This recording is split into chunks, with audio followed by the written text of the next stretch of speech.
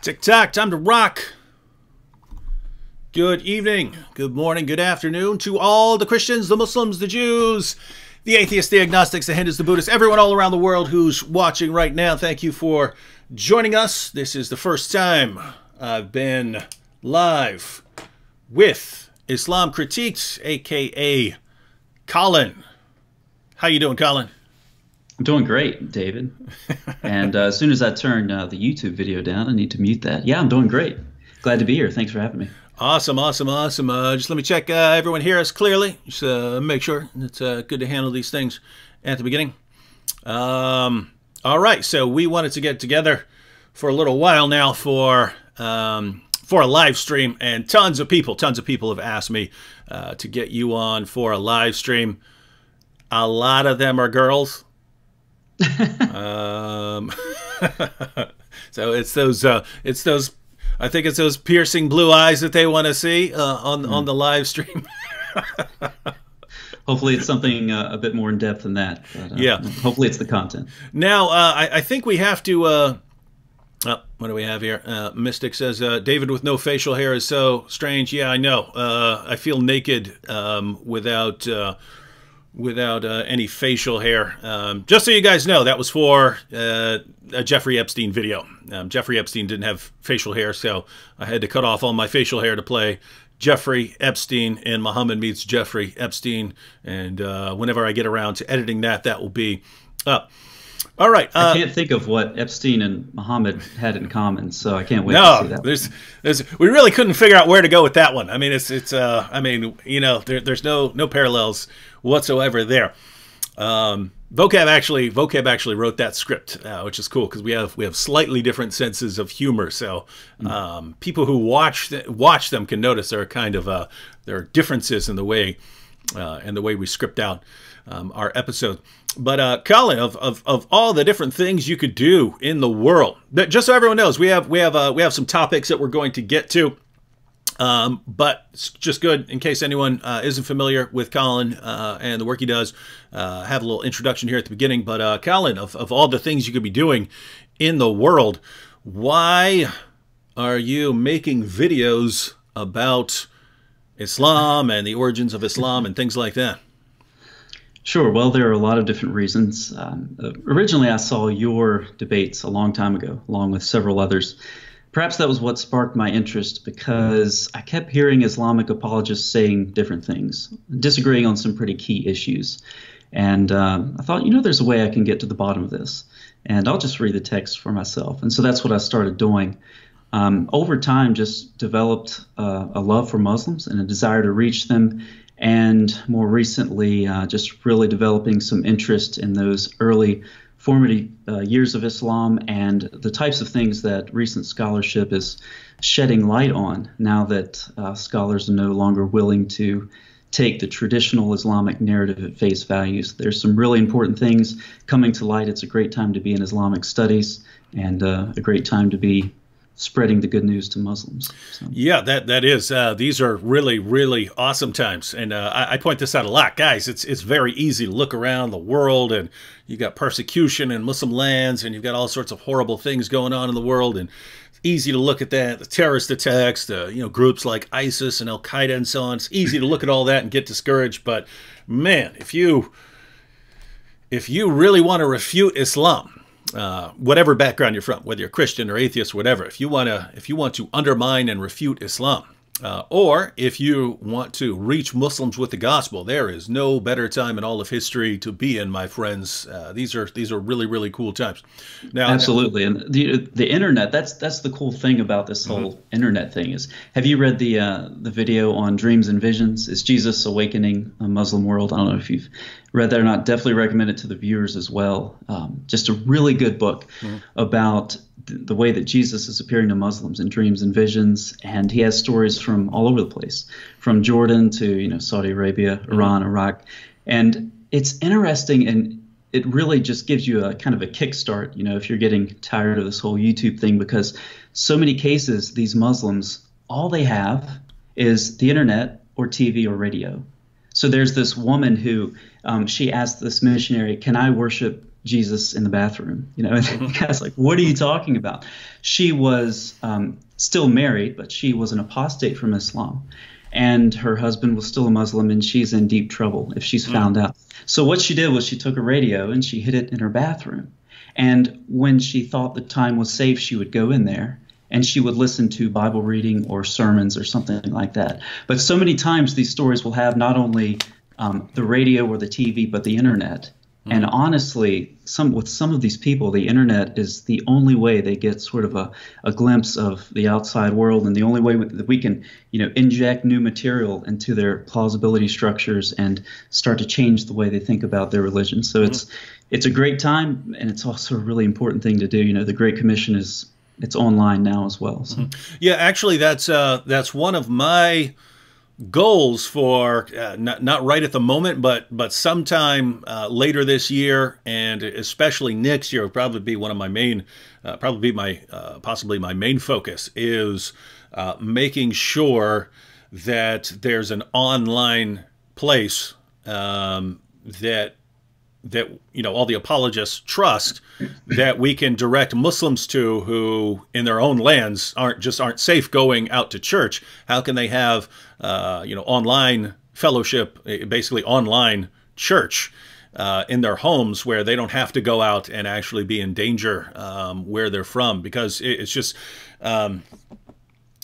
it's kind of an ongoing problem over the years that, I see all these people regularly saying, hey, David, I just left Islam, I just became a Christian and so on. And I'm looking at it, and this guy's in like Saudi Arabia or something like that, or Iran or something. I'm thinking, gosh, what do I tell this person? So it's kind of a little situation where, these people are converting, but I don't know who's, discipling them or who they're going to end up with and stuff like that. So has to be kind of more organized, right? Like more organized, like here's all the material refuting Islam. Here's all the material showing that Jesus is Lord. Now that you've converted, here, make sure you're grounded in the basics of theology. Make sure you're grounded in the basics of apologetics. And if you're in a place where it's not safe to actually go out to other, be part of a fellowship and to be discipled, we'll make sure that you have everything you need online. And so, that's really important. And it seems so abstract. You and I know, and everyone else who does this, you sit here and you look at a camera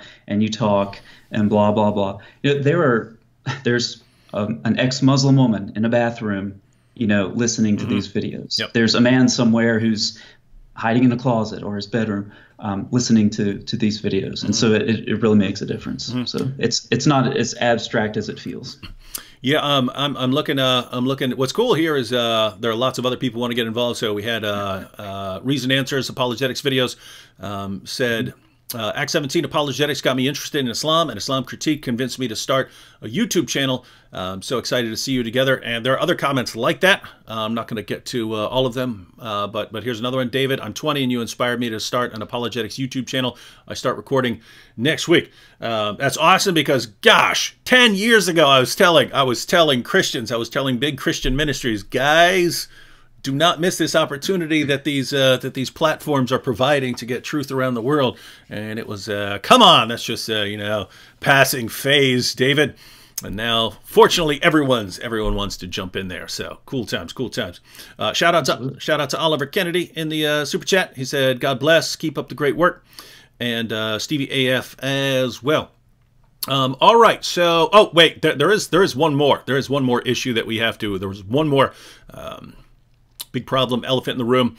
Why should we listen to anything you say, Colin, when I've heard from very reliable sources that you deep down you know that Islam is true, but you're being paid so much by Jews that you're refuting Islam for the money that you're getting in this world, even though it's true. Why should anyone listen to you, given that that's a fact? Well, you should listen to me because the Jews are wise investors. I mean, they're not going to make a bad investment. So take the Jews' word for it. Listen to Islam Critique. Listen to David Wood. Ignore all of the money that we're just stuffing in our closets and under our mattresses.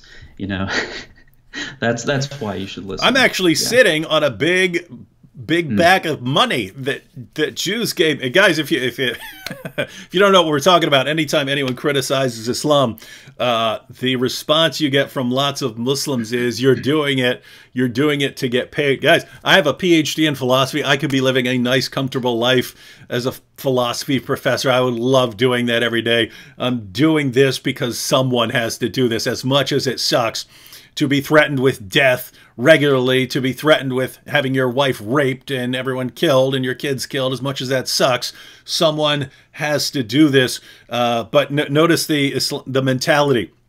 You guys can't actually have a problem with us modeling our lives after a guy who had sex with a 9-year-old girl and did all these other horrible things and called for the violent subjugation of the entire world. You can't possibly have a legitimate problem with that.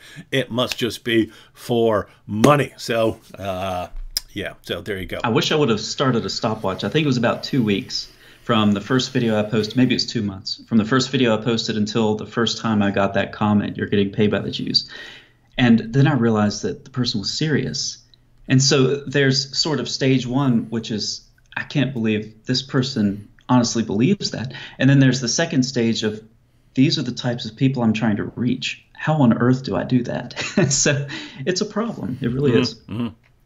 All right, so guys, when I talk on these live streams, I normally keep it like I normally do like bread and butter stuff, like jihad or Muhammad in the Bible, the standard topics. But it's cool to have other people on here who want to go into more depth on topics that I would not otherwise be covering, and that's what we're going to do right now. I'm going to hand things back. I'm basically going to hand things over to Colin, because he's going to be talking about some issues that I have not studied. Along the way, we'll take some comments and stuff. But basically, I'm going to hand a lot of time over to Colin to break things down. I'll try. I don't know why I'm just bad at paying attention to someone and following along with chat and stuff like that. There are people like Vocab who seem to have two brains functioning at once. They can be listening to everything and be reading comments simultaneously. I will try and get better.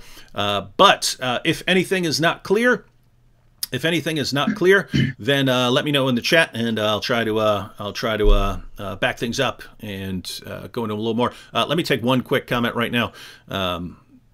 Scale to Top Marketing Agency. Why do you believe in Jesus if there's no archaeological evidence of him? Well, how much do you know what archaeological evidence is, right? We're talking about, ancient stone inscriptions and things like that. If you're talking about a historical person, the main evidence you'll be looking for is historical writings about him, right? Texts that were written about him. If you're talking about a first century Jewish carpenter who went around and had 3 years of ministry, what archaeological evidence are you looking for? Now, we do, just to be clear, we do have some very interesting things, inscriptions and so on. Those aside, the main sort of evidence you'd be looking for a first century person would be writings around him. And we have a lot. We have a lot of writings around about Jesus. And so that's the sort of evidence we're looking for. So if you want to know why we believe in Jesus, be happy to talk about that sometime later. And the first step of that is when you look at the Gospels. The first step, when you're looking at is a document credible, you're looking at verisimilitude. If we looked at the Gospels and they had no verisimilitude, they didn't look anything like the first century Greco-Roman world, then we would have a lot of problems accepting the Gospels. But the fact is that's not the case. Even Jewish archaeologists use the Gospels to help figure out where to dig and interpret what they find when they dig there. So just even if you're looking at just, step one, are the Gospels remotely credible as historical sources? Yes, they do contain verisimilitude, and that there are plenty of interfaces there with the archaeological evidence that archaeologists have been discovering, especially since the archaeology age has been flourishing since the 19th century. So. Once more, shout out to Indelible Sin 317. Thank you, Mr. Wood. Your story is an inspiration for me to come back more fully to Christ. And Michelle Marie, how is Manny doing? I have been praying for him. Manny's still doing pretty rough. I'm going to try. It just sucks because I keep traveling, but as soon as I get this next little trip out of the way, I'm going to go there and see him and Yeah, I'll record an update when I get up there. And Jan Kass said, I recently came into contact with a new secret believer in Turkey, baptized in secret last Saturday, came to faith due to Nabil and David. He can read his English Bible because his parents can read English. That is awesome. And, it's just cool. We hear about all these Christians in the underground church and being, baptized and so on. Just going to be awesome when there are so many of them, that the government can no longer stop them. So awesome times. All right. So we are going to start with everyone's favorite topic, eschatology. And I'm kind of tongue-in-cheek, but I also know it's true for a lot of people. They love hearing about eschatology, which I almost never talk about beyond, hey, we win or something like that, or talking about some of the things Muhammad said about the judgment. But don't go into a lot of detail. But for some people, that is a very, very important topic to them. So why would you want to be talking about eschatology right now? Yeah, well, you're watching the live chat. I'm not. But when you said the word eschatology, did like 400 people just sign off, or are we still okay? Especially over the last couple centuries and the recent decades, the renewed look into the earliest formative years of Islam has been revived.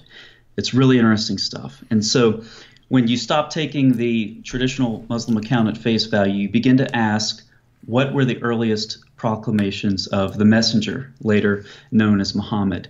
What was the earliest proclamation in the Quran? What were the earliest proclamations in the Hadith? If you wanted to go back to the very beginning.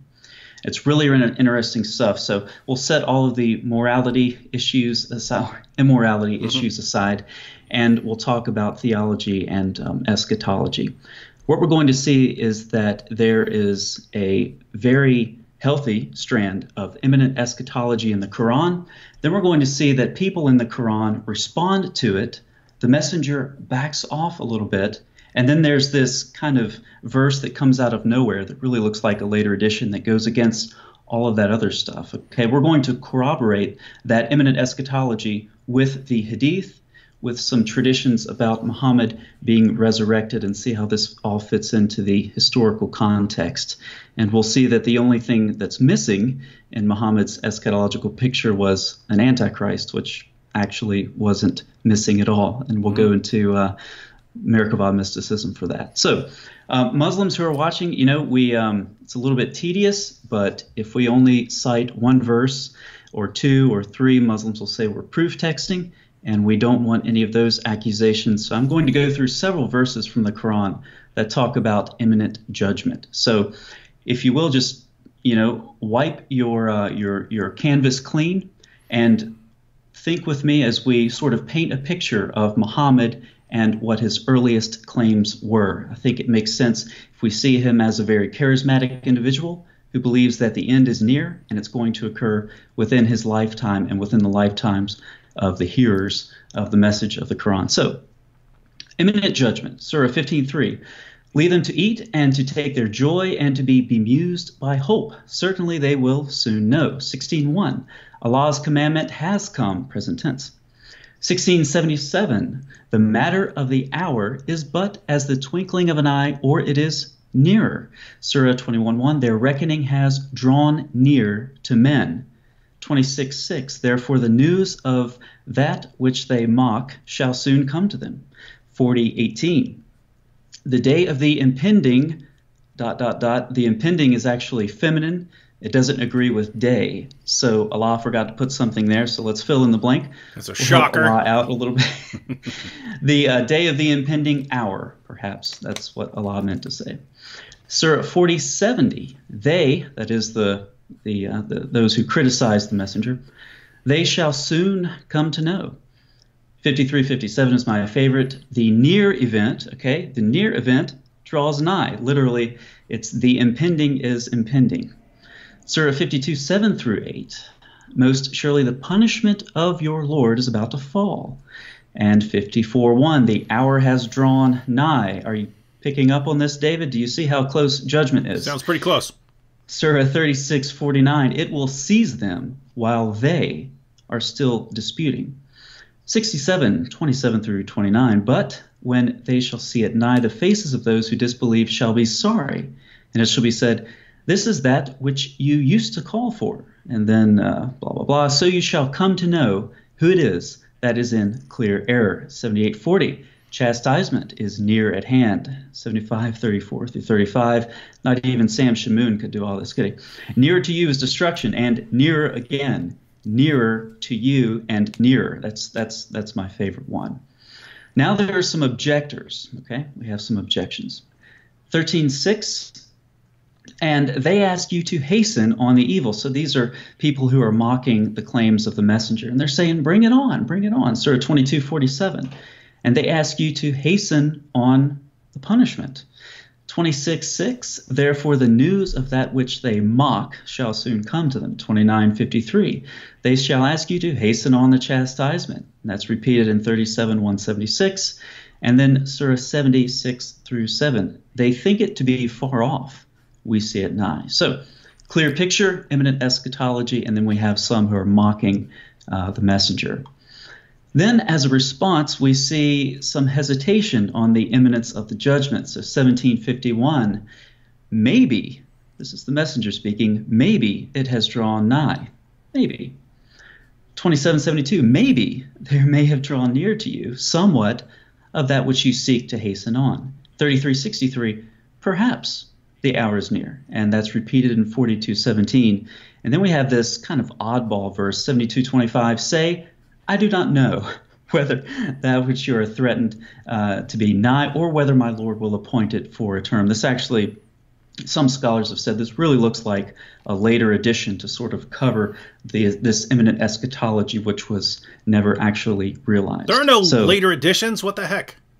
Come on, man. Which part of perfectly preserved right down to the letter didn't you understand when you read it in all those Muslim texts? Yeah, all right, go ahead. It's interesting. I didn't read it in all those Muslim texts. That's part of the problem. But one of the later editions.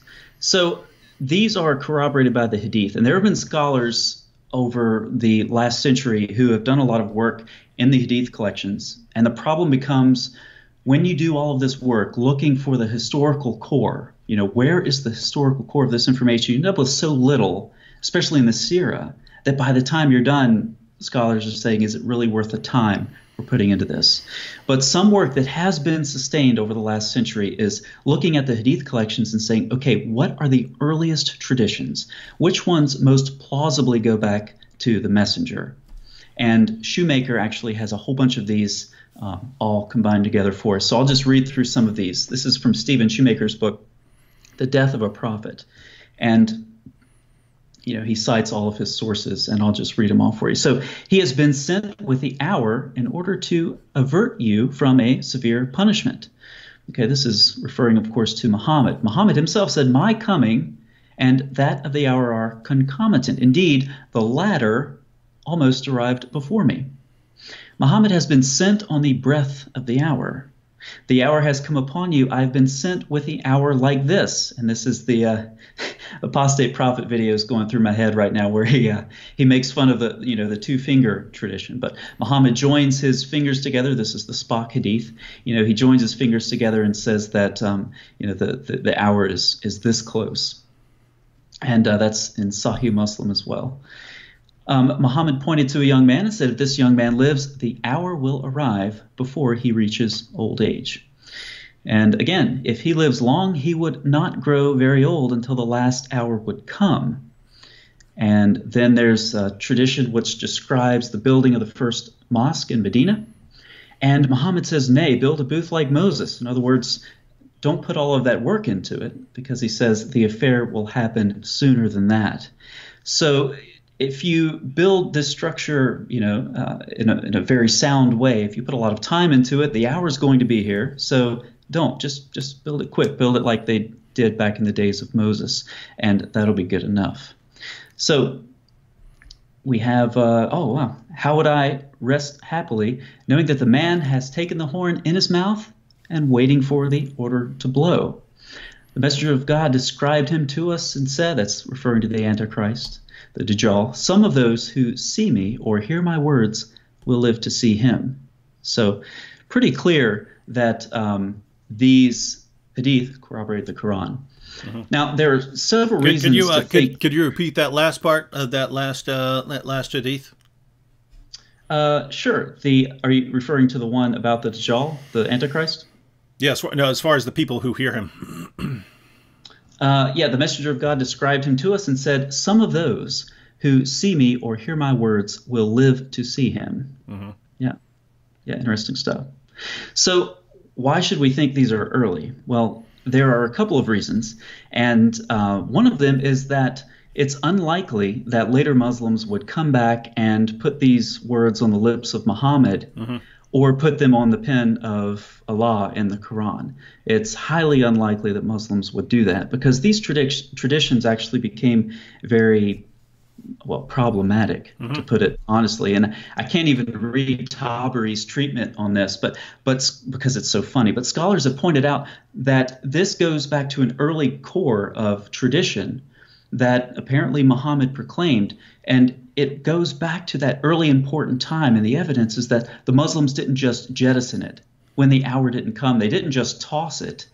Instead, they tweaked it little by little. And this, like I said, I can't read Tabari's account because it's even funnier than the hadith about the rock taking Moses' clothes and running off with. But Tabari, in volume 1 of his history, pages 182 and 183, he gives his analysis. Okay. So he says, obviously, when you look at your index finger and your middle finger, and he measured them, and the index finger is 1/14 shorter than the middle finger, and if you do the math with numbers for the age of the earth, which I think he got from Jewish tradition, then clearly the time period that Muhammad was talking about was 500 years after the time that he made the proclamation. So Tabari was dumb enough to say that, but he was smart enough to put that outside of his lifetime. So if you do the math, it's like 200 years after Tabari died, after the term of his natural life. So smart. He makes this prediction, but it's far enough that nobody's going to falsify it in his lifetime. So pretty interesting stuff. All these guys, and you have different groups, prophesying the end of the world and stuff. On the one hand, you have to think they're silly, but on the other hand, you have to respect them when they're like, nope, June 19th, 1 year from right now, is that's when it's going to happen. That's when the return is, right? I mean, because they are putting themselves out there. Unlike Tabari, but go ahead. Yeah. But when you think about, once again, we're painting the portrait of a prophet he's very charismatic, and he believes that the end of the world is coming. And part of this is the theological context of the Quran, because the question is asked when the Quran talks about messengers. There have been messengers sent to everyone, and where are all these messengers? And there end up being, a couple 100,000 of them. The reality is that the Quran is very centered on its place and its time. And there's this tradition of a cycle of destruction, actually, and it's one of those things like the story of Adam and Iblis that you get tired of reading because it occurs so many times. But there's a cycle of destruction, the people of Ad and Thamud and Noah and Midian and blah blah blah. And if you read the Quran, and it's tedious because of this cycle of destruction. But the short story is that the Quran pictures a group of people, successive groups of people who inhabit the same geographical region, which is where the Quran puts its hearers. Very clearly, the geography of the Quran is northern Arabia, just south of the Dead Sea there, in that area. And so the Quran imagines that all of these people that it describes, the people of Ad and Thamud and so forth, they're all inhabiting the same geographical region, and they've all been successively destroyed by Allah. And this destruction is coming for them again.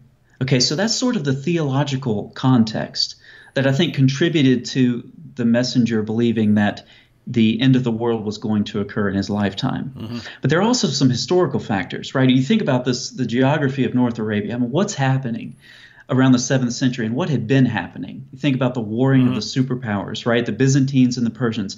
What's one, especially if you're influenced by Jewish whatever, interpretation, mysticism, and we're going to see all that in this live stream. If you're influenced by, these Jewish traditions, war, War is a big one, right?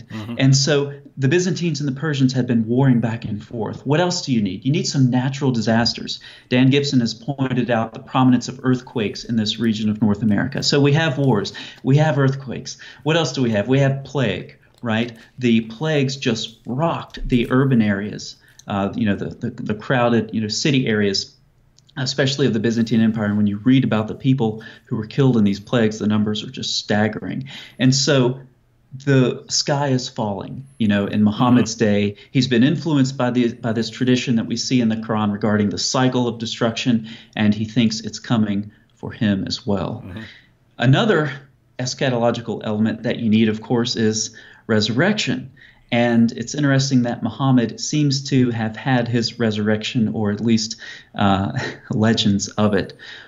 One thing that we have to do when we see this massive gap in Islamic literature from the 7th century on to the time of the Sirah and the Hadith is turn to other literature, other contemporary literature. We have something in the mid-9th century. It's a Latin history of Muhammad, a life of Muhammad, and it corroborates something we see in the Hadith about Muhammad's resurrection. Once again, we're building this profile of a prophet who believes that the end is near and you have to have a resurrection. So this tale explains that when Muhammad sensed death, it had come upon him, and there's a polemic in here that links this to his sin with Zayd's wife. He predicted that is Muhammad, predicted that he would be resurrected 3 days after his death by the angel Gabriel. Following his death, then, Muhammad's followers maintained a vigil, guarding his body and awaiting its resurrection.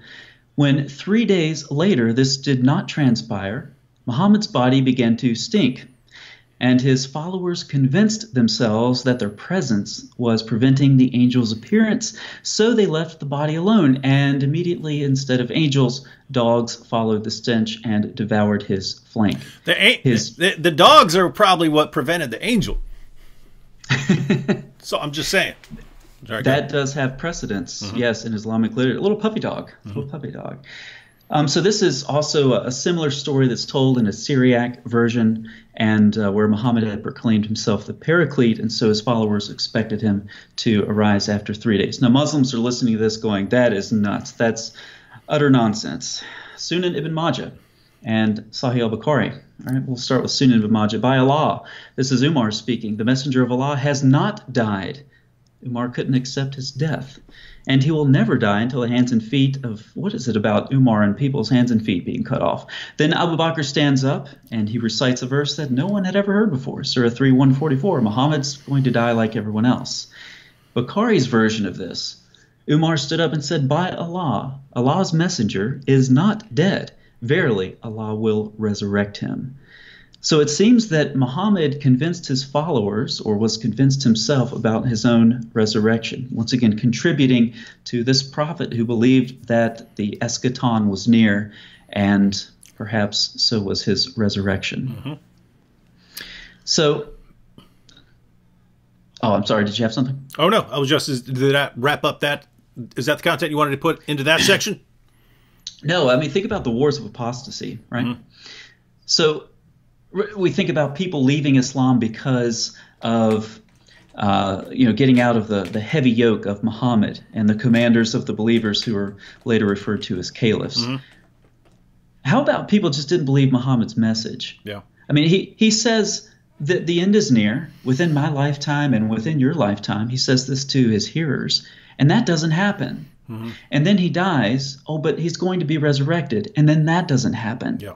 When you think about the massive waves of apostasy in early Islam, it seems to me that this was connected every bit as much with Muhammad's theology and his failed eschatology as it was with, getting out from under Muhammad's heavy yoke. But what's Islam today? If I go ask a Muslim, what's religion? What's your religion about? Well, what's it about? It's about Tawheed. It's about oneness. And why did Muhammad come? He came to restore the Arabs, right, to monotheism. No, he didn't. That's a later development. The earliest proclamations in the Quran, the earliest traditions in the Hadith that we see go right back to Muhammad as this eschatological prophet who believes that the end is near. It's within his lifetime. It's going to happen, and it never does. So, and so then we have yeah. the apostate wars, when people have to be brought back in. All right. Yeah, y'all getting this here? So go ahead, and especially for people who are just tuning in now, just kind of sum up just what you said right there in case they missed anything. Okay. The quick summary would be that we have good reason to believe that the earliest traditions, whether it's Hadith or Quran, that go back to Muhammad are proclamations of an imminent eschatology that's going to occur within the lifetime of Muhammad and the lifetime of his hearers. We even have associated with this traditions about Muhammad's resurrection. Of course, none of this came to pass. But when we kind of take a step back and look at this, look at the theology of Muhammad, the cycle of destruction in the Quran, successive generations destroyed, and Muhammad says it's all coming for us too. And then we look at the historical circumstances, the warring of the superpowers, the plagues, the earthquakes. It looks like the end, and Muhammad thought it was. And that seems to be the earliest teaching of the messenger, the earliest teaching of the Quran and the Hadith. And of course, the problem is this never materialized. And then it's real easy to suggest at that point that Muhammad's following just stopped after his death. It just diminished almost to the point of nothing. But then it was revived, resurrected. He did have a resurrection. It was resurrected by Abdul Malik and al-Hajjaj in the late 7th and early 8th century. Without those two figures, we wouldn't have Islam. I really don't believe. And something else that's interesting is that I think that Jay Smith has done a real good job of bringing this out as well. But when you think about how Islam was dropped by Muhammad and then picked up by Abdul Malik, Muhammad wasn't just a failed prophet for the one true God. He failed really as Satan's prophet. I mean, if you view Islam as a religion driven by Satan, and if you see Muhammad as a false prophet, he didn't even do his job. He didn't even do it well enough to keep it sustained as something that Abdul Malik and al-Hajjaj had to pick up later on. So there's a lot of good polemic in there, but the core message to the Muslims is hey, the earliest proclamation, the most authoritative proclamation of your messenger we see in the Quran and the Hadith never materialized. It's been suppressed, and now Islam is all monotheism. Muhammad came to restore monotheism to the pagan Arabs, and that's just not how Islam began.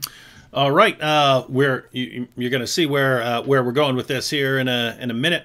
Take a couple comments real quick. In the super chat, Cole of Centauri says, "My great grandmother was a Spanish Jew, so I have some Jewish money. God bless y'all in Jesus' name."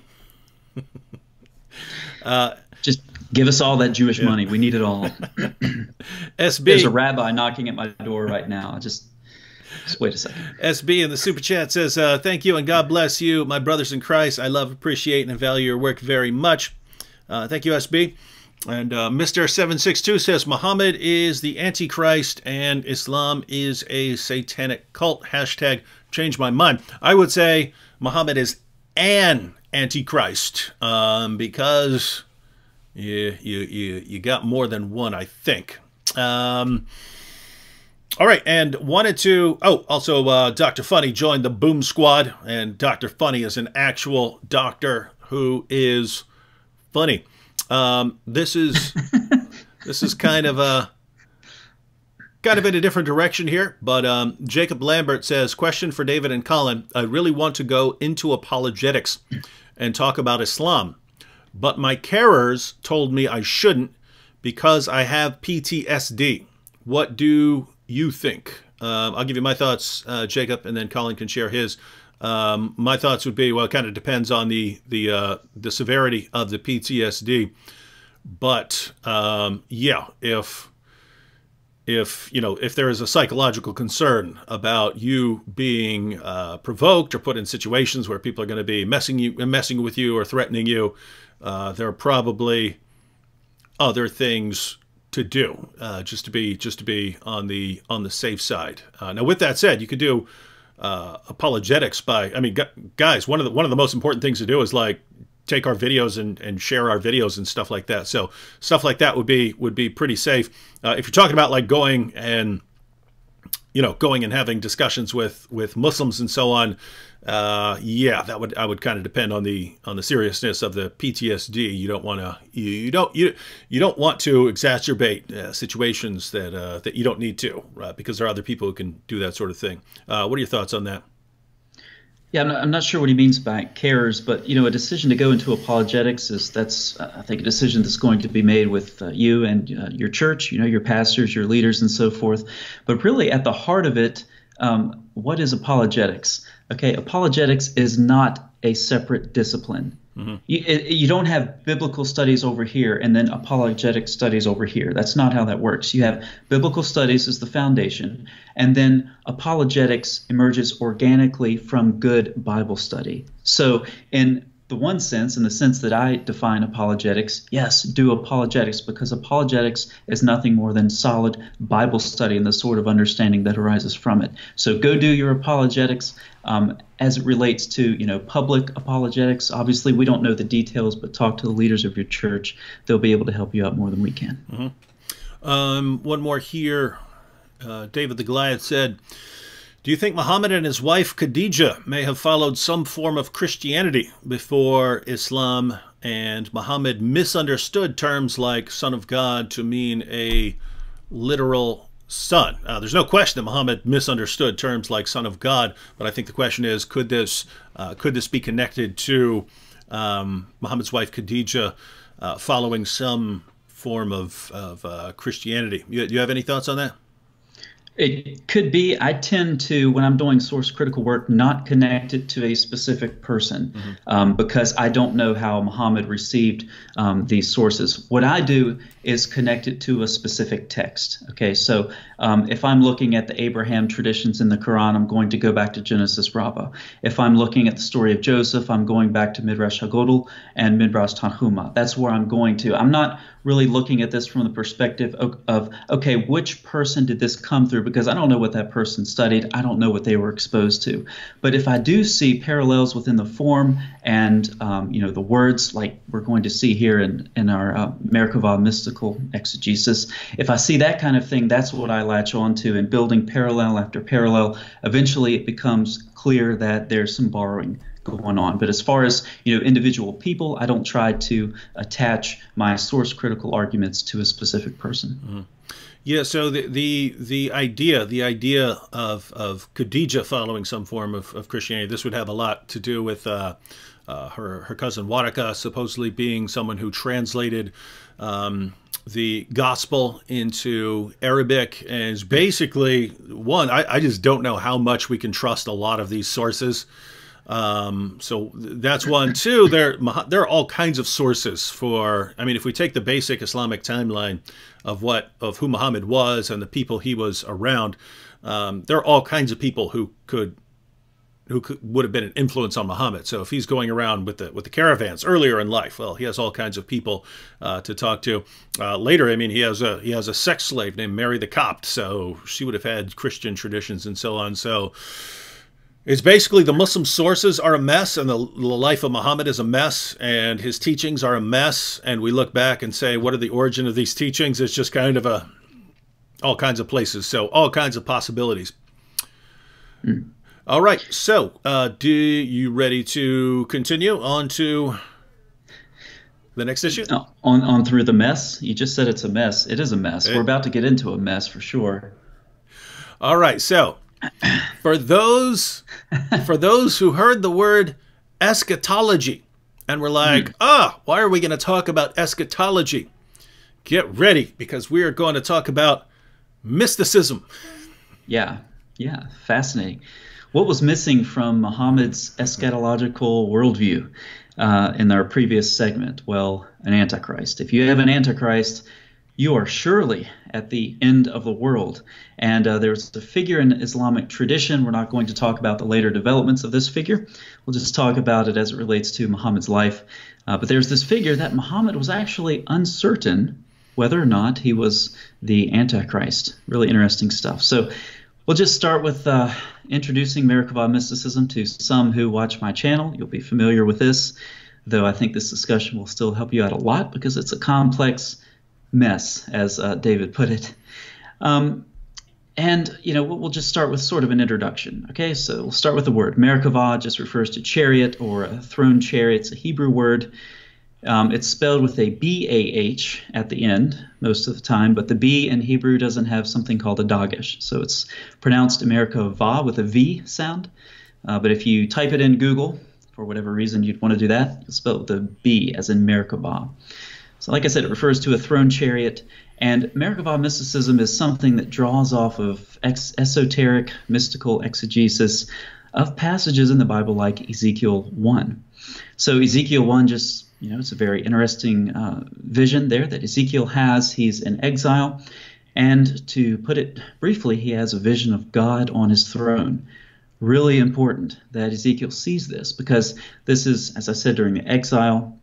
The temple gets destroyed and so forth. And you have all of these people now, some of them still faithful, but they're outside of the Holy Land. They're outside of the borders. In the ancient Near East, gods were often limited by geographical boundaries. And so if you go from one region to another, you cross the boundaries. Now you're in the territory of God A, B, C, and D. And you pay your respects, you pay your homage to them. Ezekiel's outside of the borders of Israel, but he sees God on his throne. God is still sovereign. Moreover, God's throne goes wherever he wants it on a whim. So God is enthroned over the whole cosmos. And this is what Ezekiel sees. It's a really important message. This is the earliest form of mysticism that we see emerging in the Tannaitic period. That would be starting about the 1st century. A lot of these traditions are related to or go back to Rabbi Akiva, very big name, obviously. I'm sure most people watching are familiar with Rabbi Akiva, once again spelled with a B-A at the end, but pronounced with a V. And the goal of the Merkabah mystic was to see what Ezekiel saw, to put it short. The temple was destroyed, obviously, in Ezekiel's time. When else was it destroyed? It was destroyed in AD 70. The temple was destroyed. Ezekiel saw a vision. The temple was destroyed in AD 70. Some rabbis started this mystical exegetical tradition. Think about this from a religious Jew's perspective. A Jew who's involved in the cultic worship at the temple, and I'm using the word cultic not like Jehovah's Witnesses, okay? It's a technical term. It refers to ritual worship, okay? So you have Jews involved in cultic worship in the temple. You've rejected the Messiah. Now the temple is destroyed. How do you get close to God? And so the rabbis turn to their interpretive expansions to answer this question. So Merkabah mysticism developed. And I think this was brought on entirely or accelerated at least by the destruction of the temple. So how do you ascend or descend? The mystics are paradoxical. Okay, they acknowledge that God's throne is in the 7th heaven and so forth, and the mystical goal is to ascend all the way up to God's throne room. So how do you do this? Well, obviously the first thing you do is you adjure the Prince of the Countenance, who is a rather mysterious figure, and you adjure him exactly 112 times. And you're supposed to count them on your fingers as you do this. There is a list of Hebrew consonants. Of course, Hebrew, you have the consonants, and then you point it differently, and it sounds differently. You vocalize it differently because you change the vowels. And so you recite strings of these consonants. And if it's in the other room. There's actually a book. I could read some of those to you. We could all have a mystical experience together. So that's something else that you do. Another preparation that you make is intense Torah study. You're going to have names of God written down because you're going to have to present these to angels who guard each one of the Hekalot, each one of the Hekal, the temples, the palaces, on the way up to God's throne room. You're going to have to show them these magical seals, and you're also going to have to know their names, which is very difficult because their names get more and more complicated the further you go. Okay, so some of the things the mystics would do is they would cloak themselves. Does that sound familiar? They would induce these sort of trance-like states and mutter to themselves and so forth. There's somebody else who did that.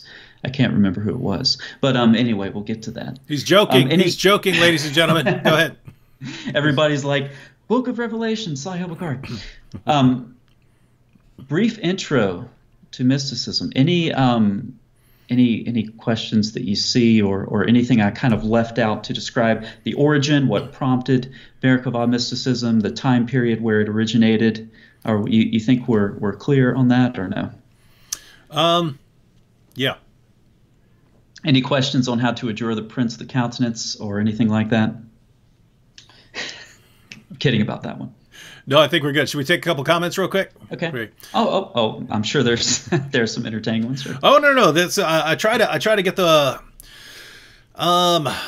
yeah, I try to just look for anything interesting, whether it's related to the topic or not. But Mike here said Khadijah's Christian cousin Waraka bin Nawfal bin Asad bin Abdul-Uzza proclaimed Muhammad as a prophet. What is your take on a Christian starting Islam in a way?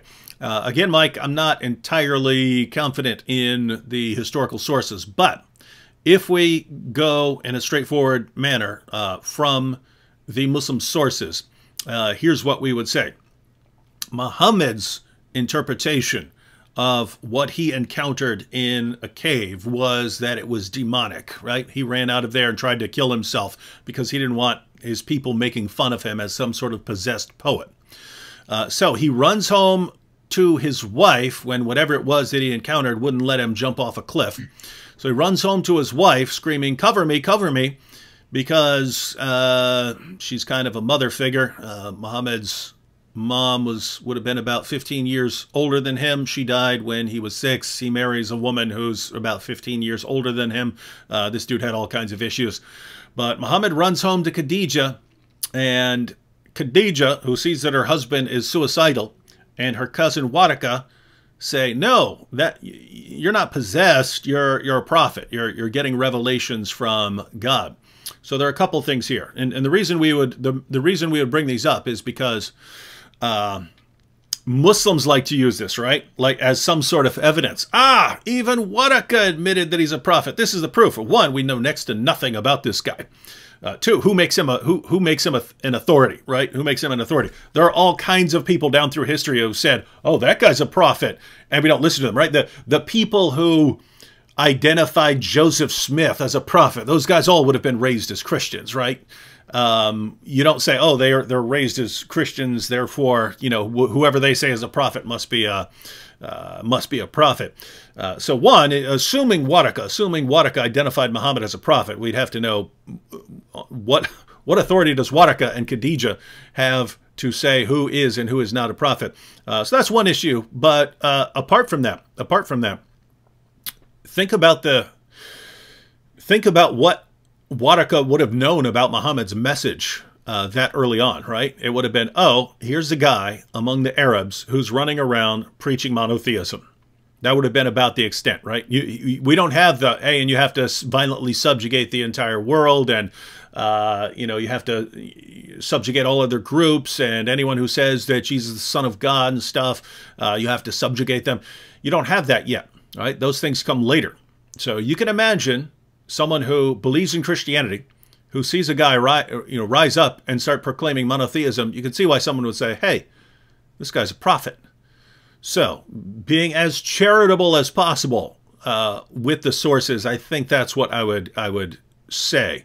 If we grant everything and say that Waraka identified Muhammad as a prophet, it's no idea what authority Waraka has, but even if he's very knowledgeable, you could say, well, this guy is proclaiming monotheism in a pagan culture, so looks like he's getting revelations.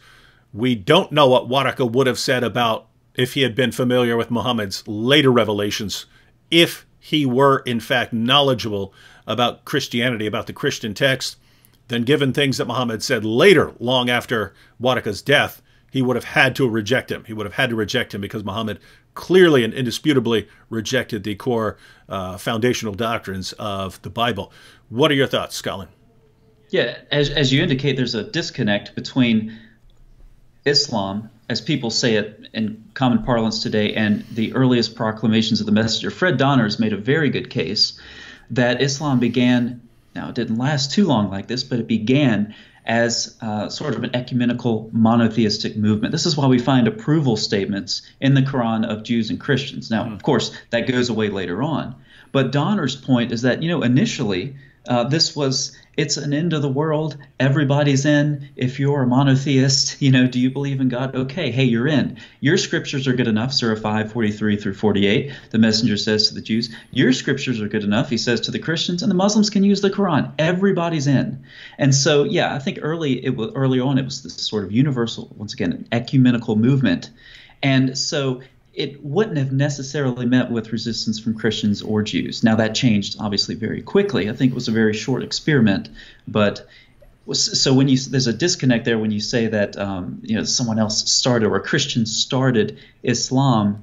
Well, Islam then isn't what it is now. So I think the question's moot in that sense. Mm-hmm. Here's one from our good Muslim friend, Abdul Rahman Muhammad. He said, compare the Quran to the Bible. So this is when we said Muslim sources are a mess. Compare the Quran to the Bible. What's a mess? You believe that God died? Really? God died? He was tortured by his enemies? What a mess, the Bible or Quran. If you're going to make fun of Christian doctrine, you should at least accurately state it or try to understand it. The claim is not that God, as he exists in eternity, somehow died. It's that God entered into creation, took on flesh as Jesus of Nazareth, and it was for a purpose. It wasn't just he accidentally fell into the hands of his enemies. It's basically God's justice is perfect. All sin has to be punished, but God's love and mercy are also perfect. So what does a God who is perfect in justice and perfect in love and mercy do when confronted with human sinners, people like us who do bad things? What does he do? Well, justice would be calling for us to be punished. Mercy and love would be calling for forgiveness. What is God going to do? In Islam, the solution to this problem is to reduce and diminish God's attributes so that Allah just isn't very loving. He doesn't love unbelievers. He doesn't love all kinds of people. That's really the main reason that people like Abdul Rahman here have in understanding the Gospels. They don't understand a God who would actually love them enough to do something like that. Allah just isn't that loving. But at the same time, Allah's justice is all messed up. Allah can just let some sins slide if he wants. He can just say, I'm just not going to punish all these things. Or, as he does according to Muhammad, he can take the sins of Muslims and put them on the backs of Jews and Christians. Allah's justice is all over the place.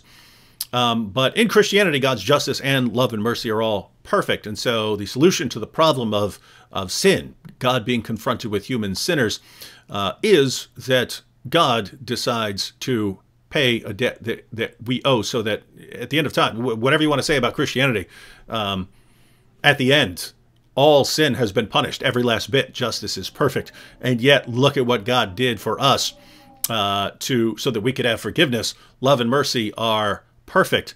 And so, Abdul Rahman, where's the mess? I mean, you have this prophesied in the Old Testament. God told us ahead of time that this was going to happen. Then it happened. It's confirmed by the guy who lived the most miraculous life in history. It's confirmed by endless witnesses. And your response is, oh, it's just a mess. What you mean is you don't like it. Your thinking has all been completely clouded by Muhammad, and therefore it's all a mess to you. But that's your problem, right? That's your problem. When we're talking about the Quran being a mess, we're talking about something completely different, right? If we're talking about Islamic theology being a mess, yes, Islamic theology is a complete, utter, total mess. But we're talking about things like the sources and where we're getting those sources and the history. It's all one big, massive mess. Even the Quran, right? It's a big, disorganized mess. It constantly brags that it's perfectly clear and you don't need to go outside it to understand it, but you do. You can't understand it. It's not even arranged in chronological order. You've got passages that cancel other passages. One big, massive, horrible mess. So that's a fact. Just keep in mind, though, when you're calling the Bible a mess, you're also talking about a book that your Quran confirms. Your book, your Quran, affirms the inspiration and the preservation and the authority of the Jewish and Christian texts that you just called a mess. So your book affirms what you call a mess. That is sad, dude. You need to repent. You're going to face Allah for rejecting his words one day, according to your beliefs. Anything you wanted to add to that there, Colin? I just wanted to. Well, he's been running his mouth in the chat, so I just wanted to get off that, even though it's kind of a tangent. You focused on what God did, and that's the key, and it's put very, very straightforward in Romans 3, and this is verse 26. It was to show his righteousness at the present time, so that he might be just and the justifier of the one who has faith in Jesus. What biblical theology does is that it puts the solution to the sin problem where it needs to be, and that's in God's realm. When we sin, we are out of God's presence. God is life, and so death follows. We have to die. Jesus took that death on himself, and he had to do that as God so that he could be just and the justifier. It's not something that we can do. Our sins are an offense before God, and they need to be made right in a way that God approves of. When it comes to the Islamic doctrine of sin, I'm really not sure, but it seems to me something like when Muslims die, they're tortured in the grave, and then they cross over the bridge over hell. They may or may not make it, who knows, but either way, they're going to have massive thorns tearing at their flesh as they cross, and then when they cross, they are going to retaliate on other Muslims for the sins committed in this life, and then they will be purified from the sins committed in this life, and then they may get into paradise depending on if they make it past that 1 cubit line that Muhammad talked about where you could still go to hell. So when we think about the doctrine of sin between Christianity and Islam, I'm still going to maintain that the doctrine of sin is a mess in Islam, and the Islamic texts are a mess in Islam for a whole variety of different reasons. But seriously, though, to this person, God is just and the justifier. In biblical theology, the problem of sin is put in the realm of God. That's where it needs to be, because he's the only one who can provide a solution for the sin problem. So in a nutshell, for the Muslims, you are not righteous enough to live in the presence of God. That means if you are ever going to live in the presence of God, you need a righteousness that does not come from yourself. You need a righteousness that comes from somewhere else. The gospel is a message about how God gives you his righteousness because you're not good enough on your own. In Islam, you're kind of on your own, in which case you are pretty screwed. You're in all kinds of troubles, dude. You're in all kinds of trouble. And what do? You make fun of it. You make fun of the Bible, and the Bible affirms, the Bible is affirmed by your book. Quick shout out to Nate Lawrence, who joined the Boom Squad, the greatest group in the history of humanity, and Theosis Redneck in the super chat, who said, for commercial viability. But those of you who don't know what he's talking about, YouTube said it reserves the right to just cancel channels based on whether they're commercially viable. There's no reason for YouTube to do that except unless they're planning on banning lots of channels down the road based on their content and they want a justification. There is a quick comment here from Jimmy Kahn. Jimmy Kahn, when I was talking about the Bible, said it's abrogated. I assume he's saying that according to the Quran, the Bible's abrogated. Jimmy, if the Bible's been abrogated according to your Quran, then Allah is the worst communicator in all of history, the most absolutely horrible communicator ever. And that's what you're just telling me right now. Because Surah 5, verse 43, the Jews come to Muhammad to judge a dispute that they were having. Allah says they come to Muhammad. So they come to Muhammad. They're saying, Muhammad, would you judge this dispute we're having? Allah says, why are they coming to you when they have the Torah? And then he tells them if they don't judge by the Torah, they're in rebellion against God. Does that sound like it's been abrogated, that it's no longer in play? Because it really sounds like Allah is saying, Muhammad, why do they need you when they already have their revelation? Right? Just a few verses later, directed towards Christians, Allah says, let the people of the gospel judge by what Allah has revealed therein. If any fail to judge by the light of what Allah has revealed, they are no better than those who rebel. And the next verse says that Muslims judge by the Quran. So if you actually read your book, which you obviously don't, Jimmy, if you actually read your book, you'd find that the position of the Quran is that Allah has sent prophets into all the world, And this actually ties into some of what we were talking about earlier, the eschatological view and so on. The Islamic position is Allah has sent prophets into all the world. This is what you get if you just read the Quran and don't put your own ideas into it. Allah has sent prophets into all the world. Different groups have their revelations.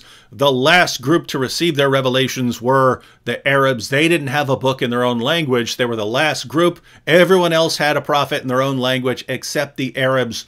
And Allah realized that the Arabs on the Day of Judgment would have an objection. They'd be able to say, wait a minute, why didn't we have a revelation? We would have served God better than all these other people if only we'd had a revelation in our own language.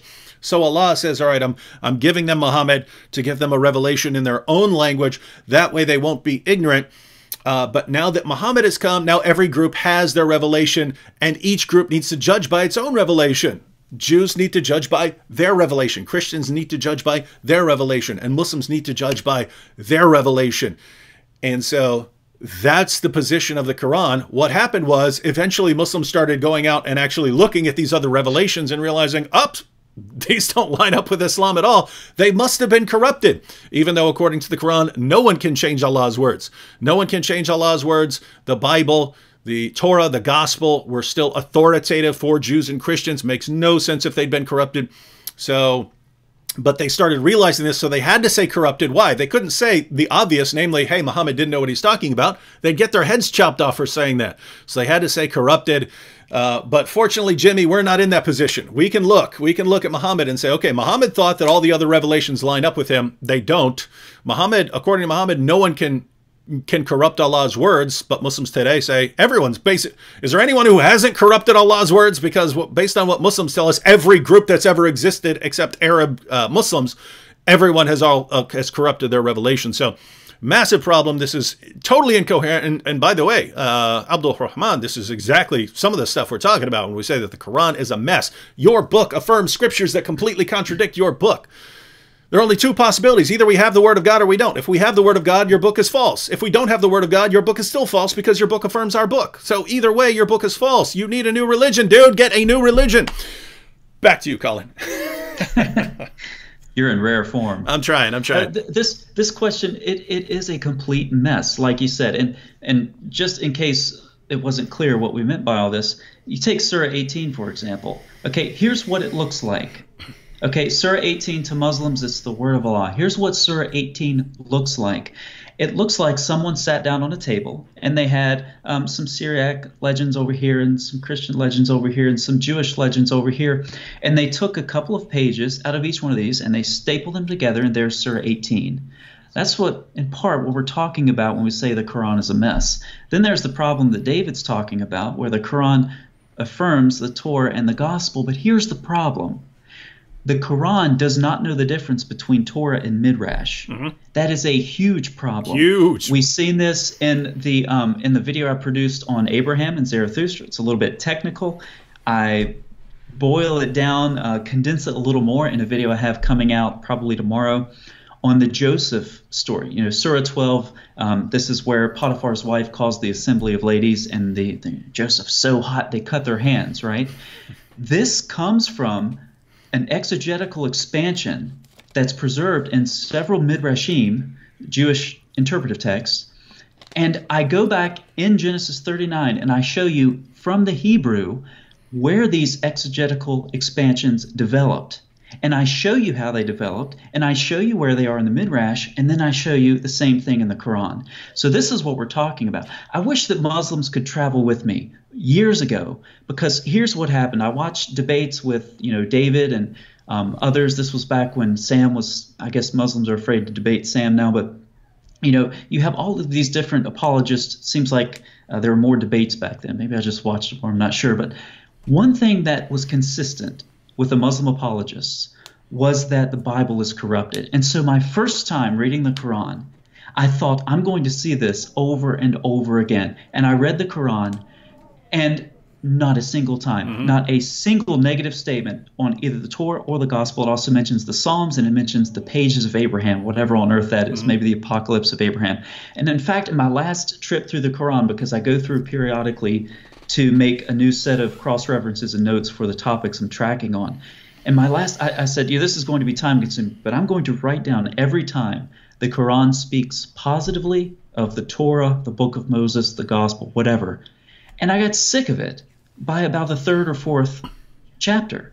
I'm done with this. It takes too much time. My logic is, if I ever run into a Muslim with doubts and I give him all the, the verses I've memorized and he wants more, I'll just open the Quran, point to a page, and chances are I'm going to be somewhere near where the Quran speaks well of the Torah. Over and over the Quran affirms the Torah, and over it affirms the Midrash, the Jewish interpretive tradition. It does not know the difference. It is a huge mess. Muslims, it is a huge problem because your God does not know the difference between Midrash and Torah, between tradition and Torah. Yeah, so, guys, if this is new to you, this is a problem, and we cannot overstate how much of a problem this is, right? Because I mean, this is kind of 101 stuff, right? You have the Torah, right? You have the Torah, right? So you have the Torah in the sense of the 5 books of Moses, right? That's what Jews were talking about with the law. But you could talk about it in other ways. You could talk about oral Torah and things like that. But that's the author of the Quran doesn't know the difference between that and from sources that come much later and sources that are basically commentaries of rabbis. The author of the Quran does not know the difference between the two, right? We would expect God to know the difference between the two. If the Quran actually goes back to someone like Muhammad, who isn't educated, who can't even read the text for himself, and he has to judge everything he's coming up with based on what he's hearing, well, guess what? There are Jews quoting the Torah and there are Jews quoting the Midrash. He doesn't know the difference. He just hears Jews quoting this stuff, right? So if the Quran comes from Muhammad or from some other source or something like that, we can understand that. What doesn't make sense at all is the idea that it comes from God, because God, if he is omniscient in Islam, he should know the difference between the Jewish sources. One quick comment here, and then it'll be back to you, Colin. Wahid said, how do you respond to someone who says that the Quran can't abrogate itself? It's pretty simple, Wahid. You hear this from Muslims nowadays who basically don't read their sources, don't read their materials, and they're looking for some sort of basis for saying that when the Quran talks about abrogation, it's actually talking about earlier scriptures and so on. But these are people who have no clue what they're talking about. One, their most trusted hadith collections are filled with stories about Muhammad's companions saying this verse abrogated that verse. This verse abrogated that verse. So if they want to say they're wrong, then they're saying that Muhammad's companions, the people who learned the Quran from Muhammad himself, they all got this wrong and they didn't understand what abrogation meant, and no one ever bothers to correct them. Muhammad never bothered to correct them and say, what? You're talking about what? You think abrogation is this part of the Quran abrogating that part of the Quran? Second, if you go to the passages of the Quran that deal with abrogation, like 2:106 and so on, 16:101, if you go to the commentaries on this, the historical background for the revelations of these verses were that the unbelievers were mocking the Muslims because their prophet kept contradicting himself, right? They were making fun of Muhammad, saying, hey, your prophet reveals one thing one day, and then he comes back later and reveals something totally different. What's going on with your prophet? That's the historical background. I would say in response to those guys pointing out that the Quran contradicts itself, in response to those things, then Allah revealed that, oh, Allah can abrogate or cancel verses in favor of other verses, right? So that's the historical background. It's not an issue of the Quran canceling prior revelations. Third, you have, according to the Muslim sources, all kinds of verses that were revealed as part of the Quran that aren't in there anymore. So the verses about breastfeeding an adult 10 times or 5 times. Notice what you have. It was revealed as part of the Quran that if you were worried about being sexually tempted around someone, then the woman should breastfeed the man 10 times, and then that was too much, so it got abrogated, changed to 5 times, and then people didn't like that, and then Aisha's sheep ate the verse, and so on. But you have entire chapters of the Quran coming up missing. In Sahih Muslim, Abu Musa talks about 2 entire chapters of the Quran coming up missing. He says that Muslims just hardened their hearts and weren't reciting them enough. Over 100 verses, according to Aisha, came up missing from Surah 33. We know that this is just a case of people forgetting stuff, because this is what happens when you don't write it down and you think that you can preserve it by memory, and then the people who have it memorized get sent into battle and die. We know what the problem here is, but the only possible defense Muslims can have, as ridiculous as it is to say that all the passages of the Quran that were lost were abrogated. So if a Muslim wants to say the Quran cannot be abrogated, or the Quran cannot abrogate itself, they have no defense of any of this. Muhammad's companions are unreliable. The Quran is hopelessly contradictory. The historical context makes no sense, because, again, the historical background for these verses was that the Quran was contradicting itself and Muhammad was changing his revelations. And Muslims have no explanation for why so many passages, entire chapters, large passages, individual verses, phrases were abrogated from the Quran. If they throw out abrogation, they have to say these things were just lost. And so that would be my response, Wahid. And in the super chat real quick, Kara said, oh, dang it just went away. I'll have to scroll down to it. All right, Colin, did you want to get back to our topics, or did you want to add something on anything we've been discussing here? Let's get back to it. Yeah. So when we left off, we talked a little bit about Merkabah mysticism, where it originated in time, and how it originated from texts like Ezekiel 1. We talked about the temple was destroyed in Ezekiel's time, and he saw a vision. The temple was destroyed once again, of course, in the first century, AD 70. And so it's a problem for religious Jews. How do we live out our religion? Reject the Messiah? How do we deal without a temple?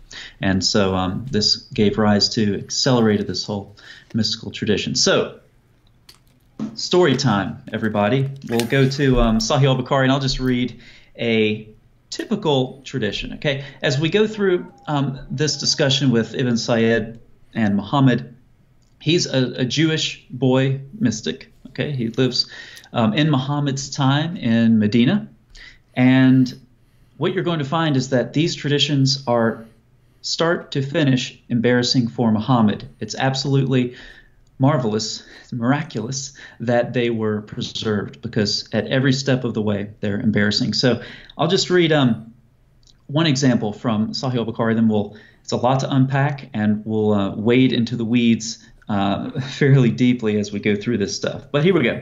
So this is Bukhari 6174, using an approved Muslim translation. Umar talked about Muhammad and Ubay ibn Ka'b.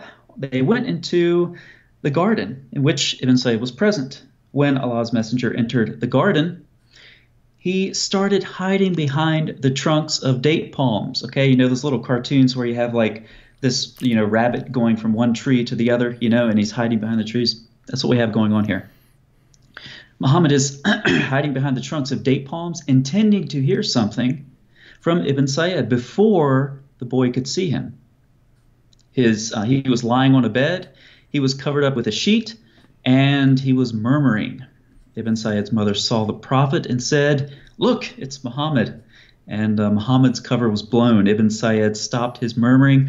The prophet said, "If his mother had kept quiet, then I would have learned more about him." So that's one example of these stories.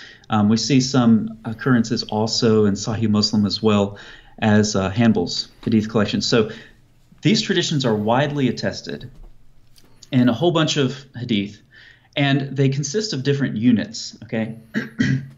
So let's start with the palm grove unit. Muhammad goes to this palm grove. He apparently knows where this Jewish boy mystic is hanging out, and he, hides from tree to tree, and he's trying to sneak up on the boy to hear what he's saying. In the Talmud, there is, I'll just read it. I have it up here. In the Talmud, there is a mystic who never left a day in his life by studying the Mishnah, Gemara, laws, and lore, details of the Torah, details of the scribes, etc., calendrical computations, gematrias, the speech of the ministering angels, the speech of spirits, the speech of palm trees. Remember, the boy was in a palm grove. And great matters and small matters. Now, great matters is code, Talmudic code for mystical speculation. Okay, so this boy is in a palm grove, and he's cloaked, he's veiled himself, and he's in some sort of a trance, and he's murmuring. That's the palm grove unit. There's also the apostle unit, and this is where things get even more embarrassing for Muhammad, because this is where we find Muhammad, he's asked by Ibn Sayyid, he says, do you declare, he says this to Muhammad, do you declare that I am an apostle of Allah? And Muhammad says, do you declare that I'm an apostle of Allah? I believe in Allah and all of his messengers. And these are the same sort of ambiguous responses that we see commanded in the Quran as well. When you come up against something you're not sure of, just give an ambiguous response, and that's good enough. Mm-hmm. There is the smoke unit. This is another really embarrassing unit in these stories. And this is where Muhammad's... Sounds like sounds like it'd be a cool name for like a band or something like that, like a rap group, Smoke Unit, something like that. The Smoke Unit, yeah. Be cool. All right, go ahead. Sorry. Maybe a 70s band. A punk band. Yeah. Yeah, there you go. So the Smoke Unit, the 1970s punk band, this is where Muhammad says, I'm concealing something in my mind. What is it? And Ibn Sayyid answers him. He says, it's just smoke. And so what this is a way that you test the powers of a clairvoyant. You're concealing something in your mind, and you ask them what it is. And the Muslim sources record this boy knowing what Muhammad is thinking. It's just embarrassing, like I said, start to finish. Absolutely fascinating that this stuff is preserved in the Muslim texts. Mm-hmm. There's the throne unit. Okay, and this is where things get really interesting. Remember I said Merkabah is the Hebrew word for throne. There's the throne unit. This boy is in a trance, and Muhammad says, what is it that you see? And the boy says, I see a throne over water.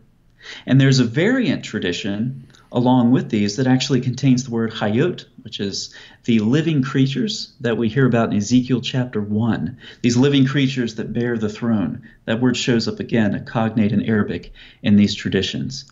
So this is, aside from everything else, the palm grove covered up with a blanket, the murmurings, this throne vision that the boy is seeing is really what clues us into an authentic Merkabah vision that this boy is having, or at least trying to have. Are we good so far? Mm-hmm. Okay. All right. So and this is where the Antichrist issue comes up, because there's the Umar unit where Umar says, do you want me to kill him? Do you want me to chop his head off? He's a nice guy, right? And Muhammad says, if he is who I think he is, you won't be able to kill him. And if he's not, it won't do any good. Once again, these sort of ambiguous responses that Muhammad gives, he doesn't know what's going on. He doesn't know what to think of this mystic Ibn Sayyid. Interesting stuff. Mm-hmm.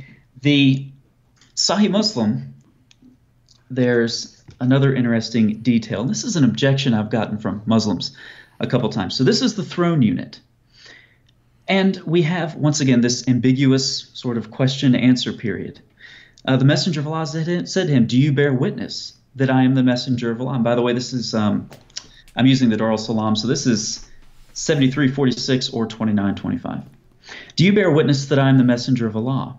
And he said, do you bear witness that I am the messenger of Allah? The messenger of Allah said, I believe in Allah and his angels and his books. What do you see? So once again, that ambiguous Q&A. He said, I see a throne over the water. The messenger of Allah said, you are seeing the throne of Iblis, or Iblis, over the sea. So I've had Muslims bring this up because this was in my previous video where I published a video on this topic. And somehow they think that that's some sort of a refutation. I'm not quite sure why. But this gets into some really problematic issues. Because what you have in the throne unit is this boy seeing a throne over water, and Muhammad saying, that's the throne of Satan. So Muhammad knows exactly what this boy's doing. He knows exactly what this boy's seeing. And he's not disapproving of the mystical processes that the boy's employing. He's actually sneaking up on him, trying to figure out what the boy's up to. It's really interesting stuff. But how would Muhammad hear that the boy, or see what the boy is seeing, whichever it is, it's not clear. Is Muhammad in the trance with him, or is he outside of the trance? How would Muhammad say you're seeing the throne of Satan over water? There are two answers to this question. I'll give one answer that's I think plausible, but then the second answer is probably closer to the truth because we see a parallel to this in the Quran. So the boy sees a throne over water. Muhammad says it's the throne of Satan. For those who really want to dig into this, and I'll speak about it in very specific terms and then less specific, there is a rabbinic method of interpretation where you see a word, especially a verb, in a particular stem. You know, Hebrew has a whole bunch of verbal stems. And these words have different nuances in different stems. And if you see the same word in the same stem in two different passages, well, in rabbinic interpretation, you can bring those two together and you can use one to interpret the other. So what happens is you have this hithpale verb of halak, which means to go or to walk. So HLK, to go or to walk, to travel. That's halak in Hebrew. The hithpale stem is iterative. So we have different words in English. We walk somewhere, but we pace back and forth. Hebrew's not like that. It's just halak, you go, you walk somewhere. If you want to use an iterative function, if you want to have that iterative nuance, you just put it in a different stem, in this case, the hithpale stem. So here you go. Job 1:7, halak occurs in the hithpale stem. The Lord said to Satan, from where have you come? Satan answered the Lord and said, from going to and fro on the earth, and here it is, and from walking up and down on it. And that's actually I don't really like that translation. The NIV renders it walking back and forth, which is better. The up and down is odd to me. But there you have it, okay? Now, what happens is when you go to Ezekiel 1:13, okay, so you have the accuser there, the Ha-Satan in Job. Ezekiel 1:13, as for the likeness of the living creatures, the Hayot, their appearance was like burning coals of fire, like the appearance of torches moving to and fro, there it is, among the living creatures. And so the rabbis said, well, you have this hithpale verb that occurs in Job 1:7. You have the same thing that occurs in Ezekiel 1:13. There's a connection here. And so they connected the accuser, or the sort of that evil role that's played in Job 1, with the Hayot who bear the throne. It sounds really bizarre, but that's what the rabbis did. And mystical exegesis developed this further, because what you have in the mystical literature is this angelic jealousy motif. Okay, the humans don't belong up, ascending through the palaces, through the heavens. They don't belong there because they're just humans. And so the angels who guard these palaces would often take action against the mystics who are trying to make the ascent. And sometimes they do this without God's favor. And in some cases, they're thrashed and then burned and replaced with others. And so there's this overlap, believe it or not, between the Hayot, the living creatures who bear the throne, and demonic angels or evil angels. And so in seeing this boy's vision, you're seeing this throne over water, Muhammad may have been influenced by these traditions that see the creatures who bear the throne also overlapping with evil angels. So that's one possibility.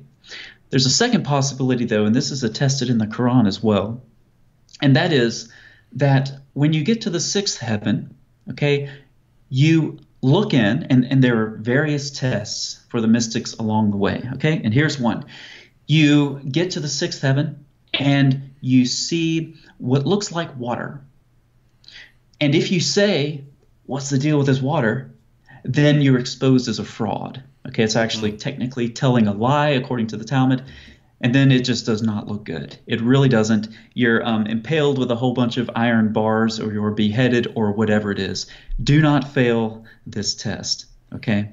Don't fail this test. So when we go to the Quran, we see in Surah 27:44, remember the test. You're approaching the palace. You're approaching the throne. You see the water. If you say it's water, you fail the test. Surah 27:44, the Queen of Sheba was told, enter the palace.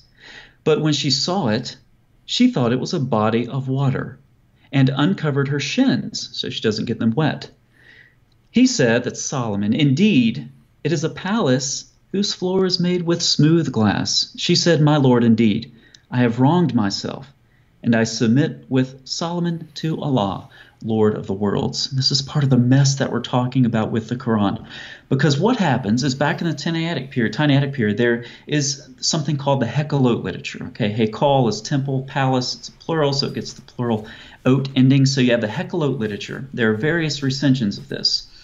And there are two traditions preserved in this literature. This is very early stuff, well before the Quran, Muslims, and it shows up in the Babylonian Talmud as well, which is, again, before the Quran. One tradition is the four who entered paradise, okay?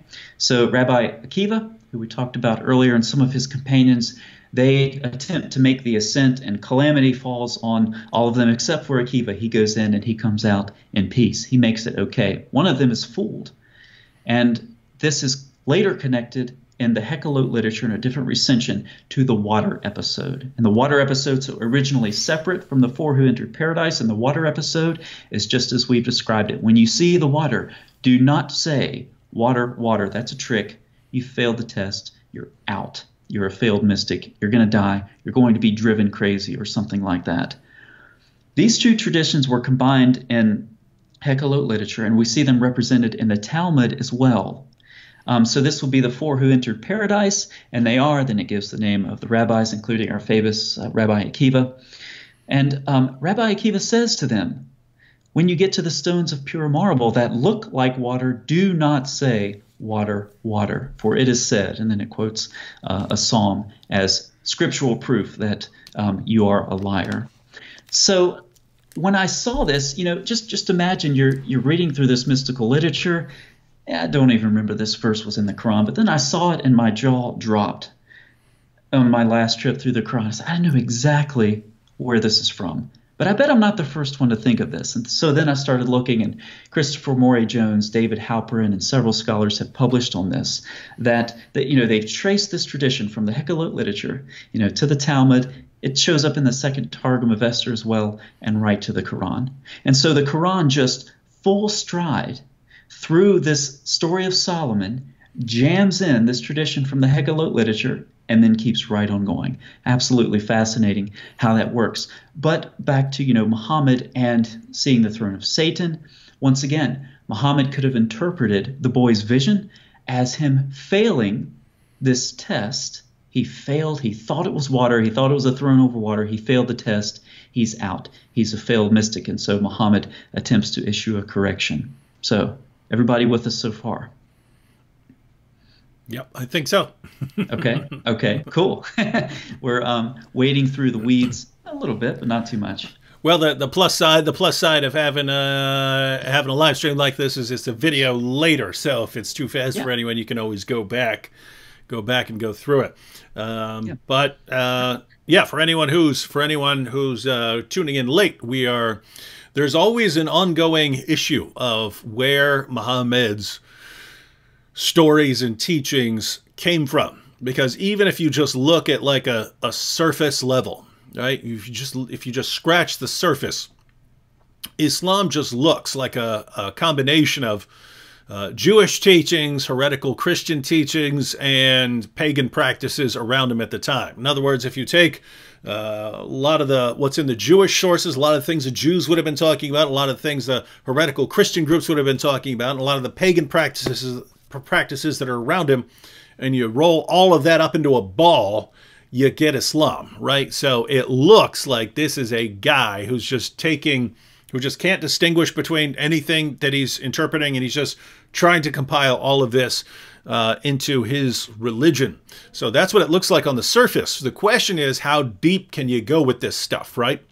When you look at very specific teachings in the Quran or in the Hadith, can you actually trace those things back? Can you trace them back to certain teachings of Jewish rabbis or things like that?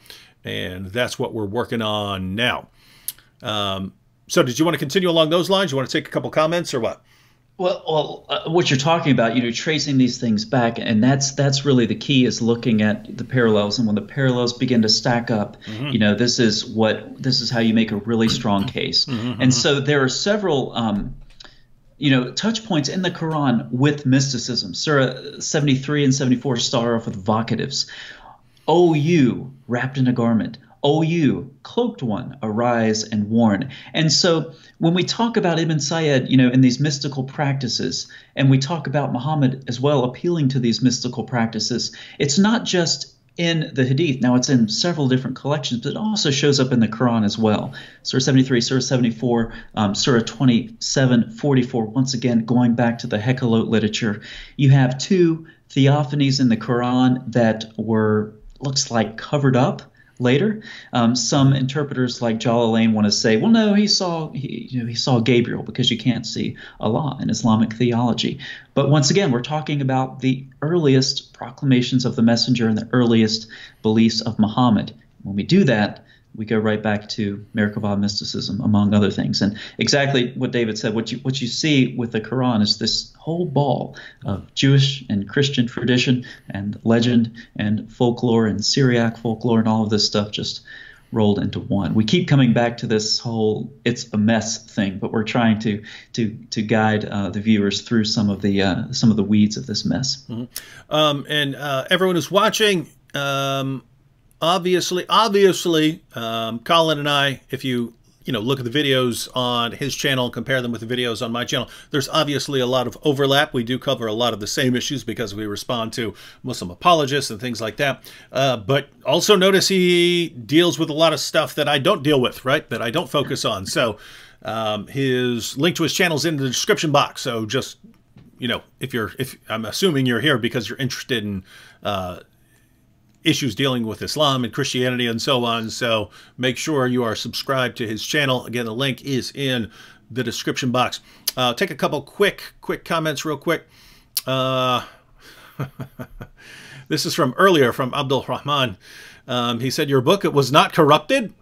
I don't recall even bringing that up. I'm saying, according to your book, our book is not corrupted, right? If you're saying it's a mess, then you are attacking your own book and your own God and your own prophet, because your own God and your own prophet affirm not only the initial inspiration, but also the preservation and the authority of my book. And so when you say it's a mess, you just made fun of your own God, dude. You just made fun of your own prophet. You made fun of your own book, which affirms my book. So you got some repenting to do. Now, you said, because I could have sworn your Christians admitted that it's corrupted. No, this is called equivocation. You don't know what's going on here. Let me break this down for you. We talk about things like textual variants. Why? Because it's just a fact that there are textual variants. A textual variant means if you have multiple manuscripts of the Bible, and we have a lot of them, if you look at different manuscripts, sometimes you'll see things like spelling differences and so on. In the strongest cases, you have a couple of passages that will be missing from one manuscript that are present in another. So that's what we mean by textual variant. I don't call that corrupted. For me, to say it's corrupted would mean that the doctrines are actually changed to be something else. You don't find that. You don't find that. So you have textual variants. So that's not what I mean by corrupted. If that's what you mean by corrupted, then your book is corrupted, right? You see, your book is corrupted. Why? Because you can line up manuscripts of the Quran and see all kinds of textual variants. See, what Muslims don't seem to get is, guys, anytime you have human beings involved in a practice, you're going to have things like this. If you say, hey, copy this book by hand, you're going to have some textual variants. A lot of them are things just like spelling differences. Like you can spell the Greek for John with one N or two N's, right? So that counts as a textual variant. If one manuscript has John spelled with two N's and the other one has it spelled with one N, those count as textual variants. So the question is, what do you mean by corruption? If you mean, hey, there are textual variants, guess what? Your book's been corrupted. But to say corruption, you'd also have to ignore that we have something called textual criticism, where when you have a manuscript and it says something different, you can usually trace that back to where it comes from, right? Because if some guy copying a manuscript in the Middle East makes a mistake, well, that mistake doesn't pop up in manuscripts from Europe or Northern Africa or something. So you can usually spot them. So again, if that's what you mean by corruption, then you've got a problem too, because you have the same issue with the Quran. But that's not what I mean by corruption. You said, furthermore, I think when the Quran says, go back to the people of book, I think that's before it was changed. So you're saying the Bible was changed after the Quran? Well, you got multiple problems there. One, the Quran says no one can change his words. It doesn't say no one can change his words until right now, right? That's not what it says. Two, we have copies of the entire Bible before the time of Muhammad. So if you're saying it changed afterwards, we've got copies of it before. So notice, Abdul Rahman, you have no idea what you're talking about. You don't know what the situation is with the Quran. You don't know what the Quran teaches. You don't know the situation with the Bible. And somehow you're trying to fit all of this together. You don't know what abrogation means. You don't know any of this. You don't know anything. And yet you're filling the comments section trying to share your great wisdom with people who dedicate our lives to studying this stuff. How does that make sense in your head, right? If I were to, there are all kinds of topics that I don't know about, right? I mean, if I were sitting down in a chat with someone who deals with, quantum astrophysics, I would keep my mouth shut. I would keep my mouth shut. I would not sit there and proceed to tell these guys who've dedicated their lives to quantum astrophysics. I would not proceed to tell them all my thoughts on quantum astrophysics because I would have no clue what I was talking about. I would sit there and try to learn something from people who've dedicated their lives to it. You have no clue what the Quran teaches. You have no clue what the Bible teaches. You have no idea about history, and you keep trying to correct the rest of us. Dude, we love you, but try again. Hey, here's one from Johan. This is a more serious one. He says, may you guys pray for me because I'm struggling in finding Jesus. I want to embrace him. So he says he's struggling to find Jesus. He wants to embrace him. What are your thoughts on that, Colin? Absolutely. Yeah, we'll pray for you. It can be a long journey for some. I mean, we don't know what's behind this comment. We don't know the personal circumstances, but the request, I don't have the comment up on my screen, but it sounded like a request for prayer, and that's certainly something that we can do. Absolutely.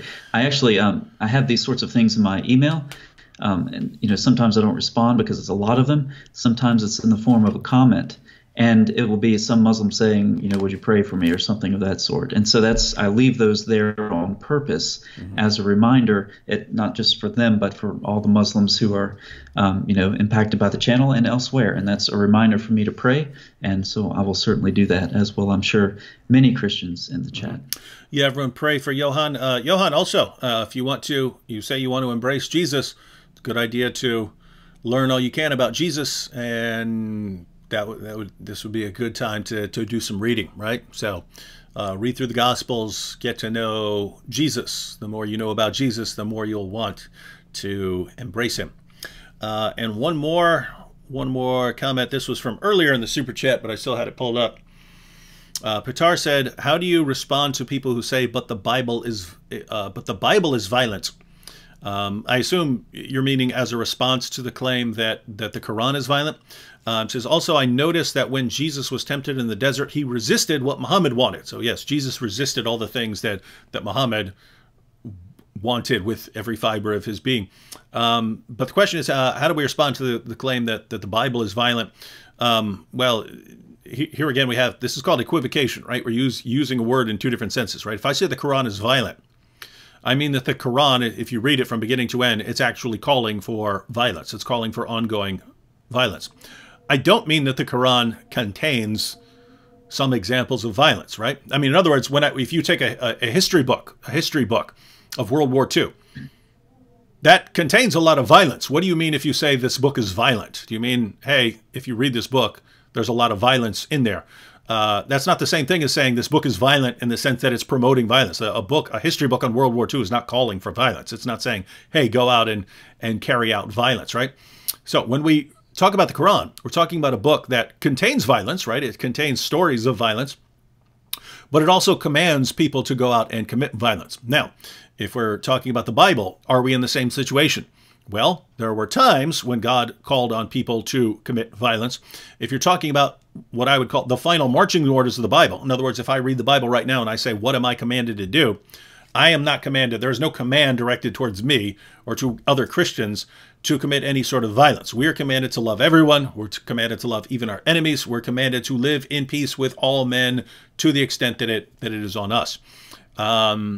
So the point is, we're talking about, yes, both the Bible and the Quran would agree that God has called for violence in certain situations. Both the Bible and the Quran talk about the wars of Joshua and so on. So you've got those things. We agree that the future is not going to be pretty. There's going to be a pretty brutal judgment in the future. But if we're talking about what our books command us to do right now, if you read the Quran, the final marching orders, the marching orders for Muslims in the world right now is when you are in a position to violently subjugate people, you violently subjugate the unbelievers, right? If you're not, then maybe you don't. Maybe you sit back and proclaim that Islam is a religion of peace if you're not in a position to do that. If you're a Christian, what are you commanded to do right now? You're commanded to live in peace with all men, right? So if we're talking about whether the Bible's violence, as far as what we are commanded to do as Christians, yet I don't think you can get much more peaceful than commanding us to love everyone, including our enemies, and telling us to live in peace with all men. This is us waging war right now. You're Yeah. seeing it. We're waging war. Yeah, Christians on the warpath. Yeah. So hope that It's as bad as it gets. hope that answers your question, Johan. If you're interested in more specific passages, I would recommend watching my debates with Shabir Ali. We had two debates on two topics. One was, is the Quran a book of peace? And the other was, is the Bible a book of peace? So that's me going against a top-notch Muslim apologist who's dealt with those topics in multiple debates before. So you can get sort of our best responses to those issues. All right. Back to you, Colin. Did you want more on the mysticism issue, or did you want to go on to Deuteronomy 18? Well, just a pit stop by that corruption question, because it's really something that I want Muslims to be able to dialogue about more intelligently. Mm-hmm. But the fact is that, and I sincerely want to explain this to our Muslim audience, it's not something, because of the way Muslims have been brought up in their theology, the corruption of the Quran is not something that's in their plausibility structure. So we all grow up with different beliefs that are shaped by society, by religion, whatever, and we either accept or reject information based on whether or not we think it's plausible. And these, have all of these sociological factors built into them. Muslims, because of the way that they are brought up, if we say something like the Quran is corrupted, it's outside of their plausibility structure. They automatically reject it. This can't be right. This is not what I've been brought up to think. But the fact is that's just wrong. And I would ask you to consider that. And don't talk about text criticism with the Bible and with the Quran. Okay, don't compare the two, because here's the problem. I sold a house recently. And it's an old house before I bought the mansion that the Jews are paying for now. It's an old brick ranch house built in the 70s, and I have a neighbor. Okay, let's imagine both of us put our houses on sale at the same time. I get an inspection on my house. The home inspector goes through it. You got some moisture in the basement. You have a little bit of electrical work that needs to be done. You have this and that. Okay, my neighbor comes over later and he sees the inspection report. He says, your house is a mess. Look at this. You have moisture in the basement. You need to get some electrical work done, etc. And I say, what about your inspection report? Well, I didn't get one done. My house is fine. How do you know it's fine? You haven't checked. And see, that's the key. Muslims haven't checked. Their scholars have not checked the Quran. And so when Asalalu and Al-Takulich went through the Quran, they wanted to make a text-critical edition of the Topkapi and the Tashkent, and they decided not to because the Tashkent was too horribly corrupted. That's how Muslims do text criticism. Text-critical work on the Quran, having been neglected for centuries, is now being done primarily by Western scholars. Mm-hmm. Muslims are like the people who are selling their house without an inspection report. You have no idea what kind of shape your text is in. Christians are like the ones selling their house with that inspection report completed, and we can say, yep, there's some moisture in the crawl space, we have some electrical work done, but the foundation is solid, the structure is solid, everything works just like it should. Mm-hmm. And so that's the difference. So Muslims do not stand on top of the mountain of centuries of text criticism on the Bible and act like you can compare that to the Quran, because you can't. And when it all comes down to it, you cannot define textual corruption without excluding the Quran. When you use the word corruption, you are including the Quran in it, because the manuscripts of the Quran have been thoroughly corrupted. Mm-hmm. I realize that's outside of your plausibility structure, but it's true, and it's something that you need to start looking into. Mm-hmm. You're going to be forced to. Think about the development of text criticism. We're going to make you. Yeah, we're going to make you. The Muslims have held back the avalanche of criticism, right? Because When this stuff, think about how long it took a journal article to go from one side of the world to the other back in the beginning of the 20th century or whatever. This is when text critical work's being done on the Bible. All of this work, this critical work, whether it's text critical, source form, historical criticism, whatever, this is all being done in the age of the internet with Islam. And Muslims have been holding back this avalanche for centuries, but it's coming down on them. And they can't stop it. It's coming through on the internet, the radio, the TV, whatever, and they can't stop it. You will have to deal with this one way or another sooner or later, and it might as well be sooner. Yeah, Islam did a good job holding back all kinds of criticism, not just text criticism, for many centuries, when you basically had the leaders in charge, and they could insulate the people in their countries and in their territories from ever hearing any serious presentation of the criticism, because if you went in there and started criticizing Muhammad or the Quran or whatever, they'd chop your head off. So they were able to do that. And now, guys, there's this little thing called the internet that we were talking about earlier, and you guys are in all kinds of trouble because your entire religion has been propped up on a foundation of complete, utter, total lies. And I don't mean, oh, I disagree with you, so I'm going to call it a lie. I mean, when your leaders tell you perfect preservation right down to the letter, no variance anywhere, that is a complete, utter, total lie. It is one of the most ridiculous and absurd lies ever. And every Muslim you'll run into believes it. And so when you multiply these kinds of things, you're making our job easy, because you're making it easy for a small group of Christian apologists to just come in there and wreak havoc on all the lies you've told. And a lot of you Muslims out there are going to be sitting there looking at this going, wow, my leaders told me one thing all my life, and it's completely, utterly, totally false. Maybe I need to stop trusting these liars. And then you're on your way out of Islam. Here's another one from Abdul Rahman Muhammad. He said, so a man who can't read, could you do what he did by changing a nation with over 1.6 billion? An illiterate can do that? He is closer to the way of Abraham than you. He commanded worshiping one God. Abdul Rahman, I would recommend you look at the series on my channel, The Trinity in Jewish and Christian Scripture. If you think Muhammad's in line with Abraham, you obviously haven't read the sources. But guess what? We already know that, because you don't know anything about Islam or Christianity. You don't know about the Bible. You don't know about the Quran. Once again, you're here trying to correct us with a very, very silly argument. You're saying, how could Muhammad, who's illiterate, have invented a religion that convinced 1.6 billion people in the world today? It's very simple. We know this. We can look at the Muslim sources. Basically, Muhammad went around, and when he was going around saying, hey, everyone, believe in my religion, believe in Islam, because, you know, my lovely Arabic, he won almost no followers because, well, let's face it, that's a really, really stupid argument.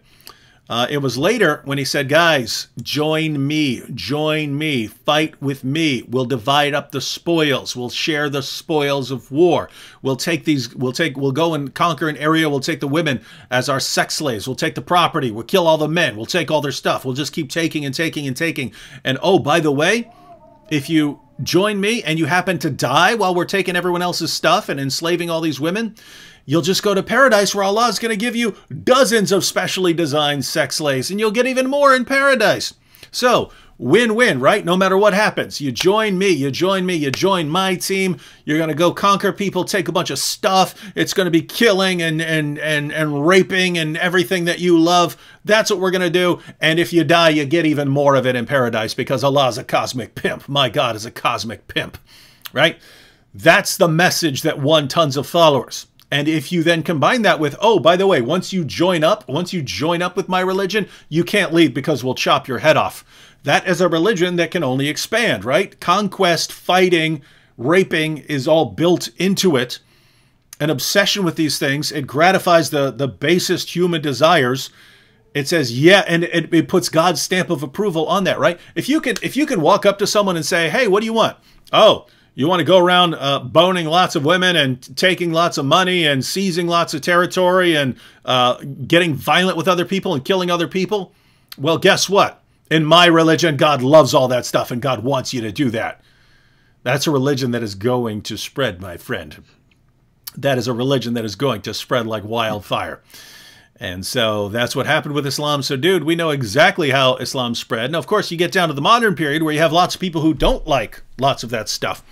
But by the time you get down to our time, Islam has morphed itself with so many lies, so much deception, that it's become basically whatever any person wants, right? Islam comes to the West and whatever, oh, you like science? Well, guess what? Islam's the religion of science. Oh, you're a feminist? Oh, Islam is the religion of women's rights. Oh, you're against violence? Oh, Islam promotes peace. It's a religion of peace, man. It adapts itself to appeal to anyone.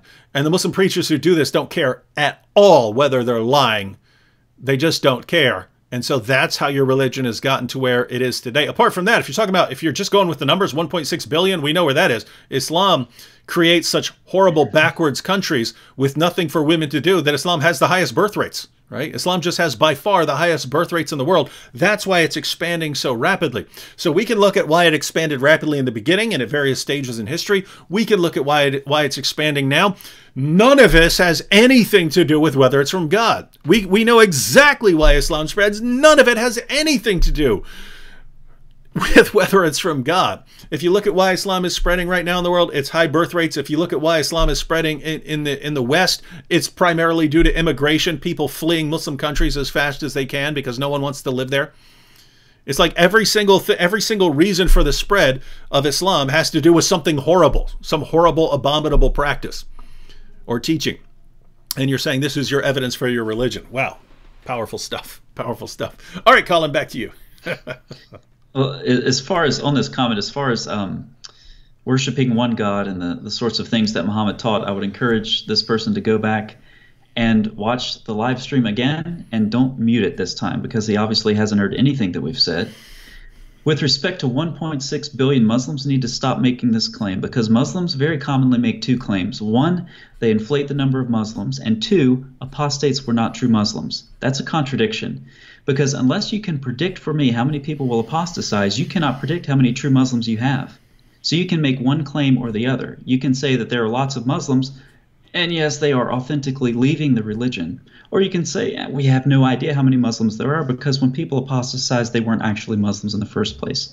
So this is just a convenient claim that they like to make and very problematic. But again, just watch the live stream. It's almost like this person is just has it on mute and it's just filling up the chat with this kind of stuff.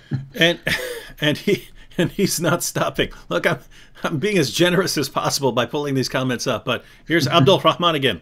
If Islam was a religion that grew because it was about taking spoils, killing people, that wouldn't work current day? No, because now you have more powerful militaries that would stop you, right? So it worked in the past. Islam expanded in the past. Islam kept expanding through violence and rape until it was actually stopped. So, right? So Muhammad teaches it and his followers expand, and then they expand across northern Africa up into Europe in the West, and then they expand east and go all the way out to India and China and so on. But they eventually get stopped, right? They eventually get stopped. And now what you have is, because Islam is so horribly scientifically backwards that technology basically expanded much more rapidly everywhere else in the world than the Muslim world. And so everyone, I mean, any Western nation or many Eastern nations are simply far, far, far more powerful than any armies that Islam is going to be able to put forward. So yes, the violent expansion just isn't going to work anymore. So what happens? You say high birth rates? Question, question, question. You act like this is a dispute. Dude, the same article, the same Pew Research article that Muslims point to because it says Islam is the fastest growing religion, read it. Look up Pew Research, Islam fastest growing religion. The exact same article that Muslims point to say, you see, we're the fastest growing religion. The exact same article explains why. And it gives the birth rates.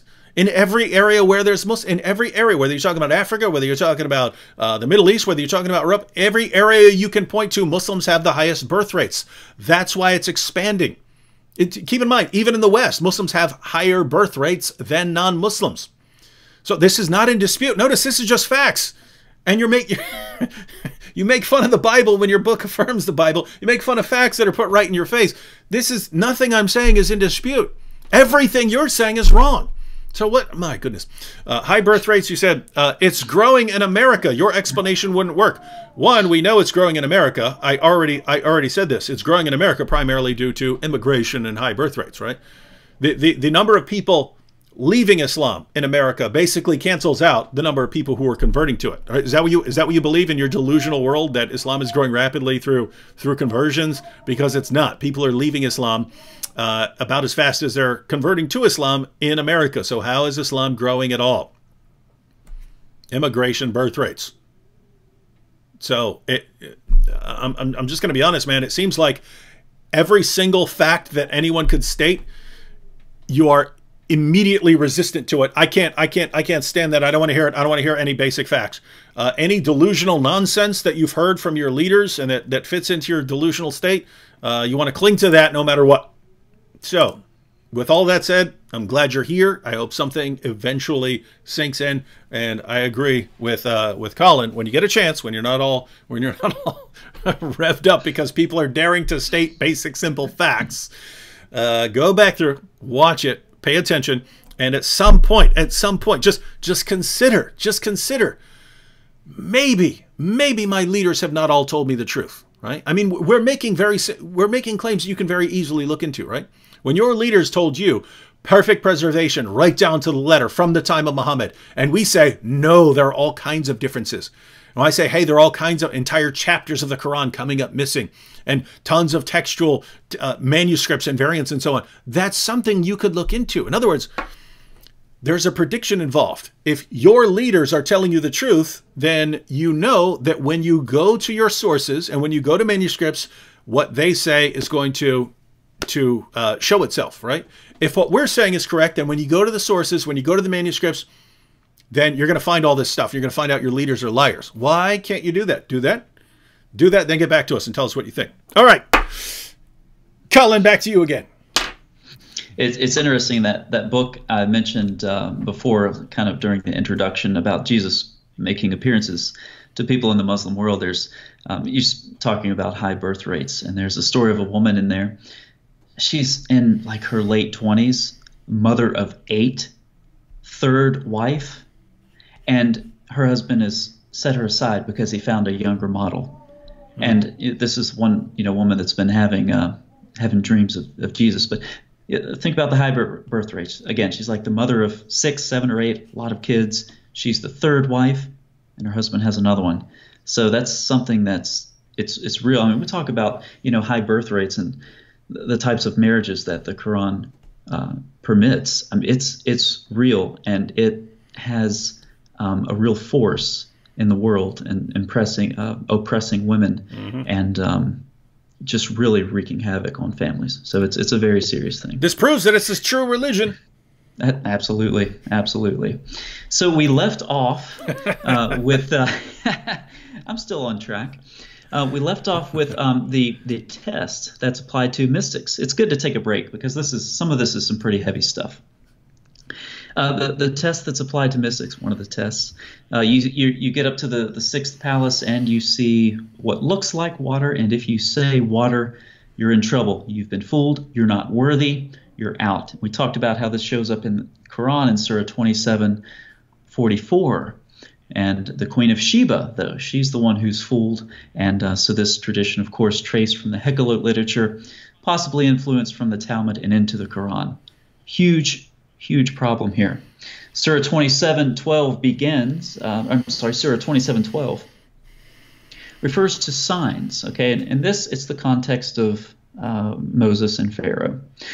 Put your hand into the opening of your garment. It will come out white without disease. These are among the 9 signs you will take to Pharaoh and his people. Indeed, they have been a people defiantly disobedient. Notice, these are among the signs. Verse 13 of Surah 27. But when there came to them these are visible signs, they said this is obvious magic. And this is the context in which these stories occur in the Quran. These stories are retold because they are signs to the people who are listening. Hey, this stuff happened. It happened. And it's proof of, whatever, the power of Allah or his sovereignty or whatever it is. The surah continues. It goes down to talking about David and Solomon, and then focuses exclusively on Solomon, talking about the birds and the jinn that were gathered for his armies, and the surah continues. And then we get to, of course, Surah 27:44, where we were before. These things for the Quran, including the Queen of Sheba and this palace with water that, or what she thought was water, these are actual historical events for the author of the Quran. But they're not in actuality. They're products of mystical exegesis.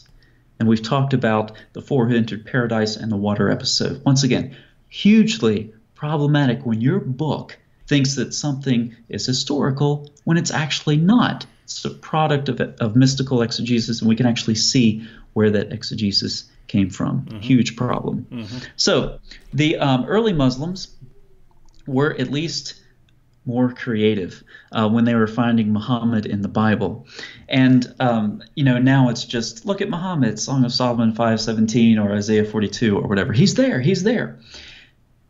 At least, in some of the earlier literature, like Ibn Sa'd, we get some numerical patterns that are fairly interesting.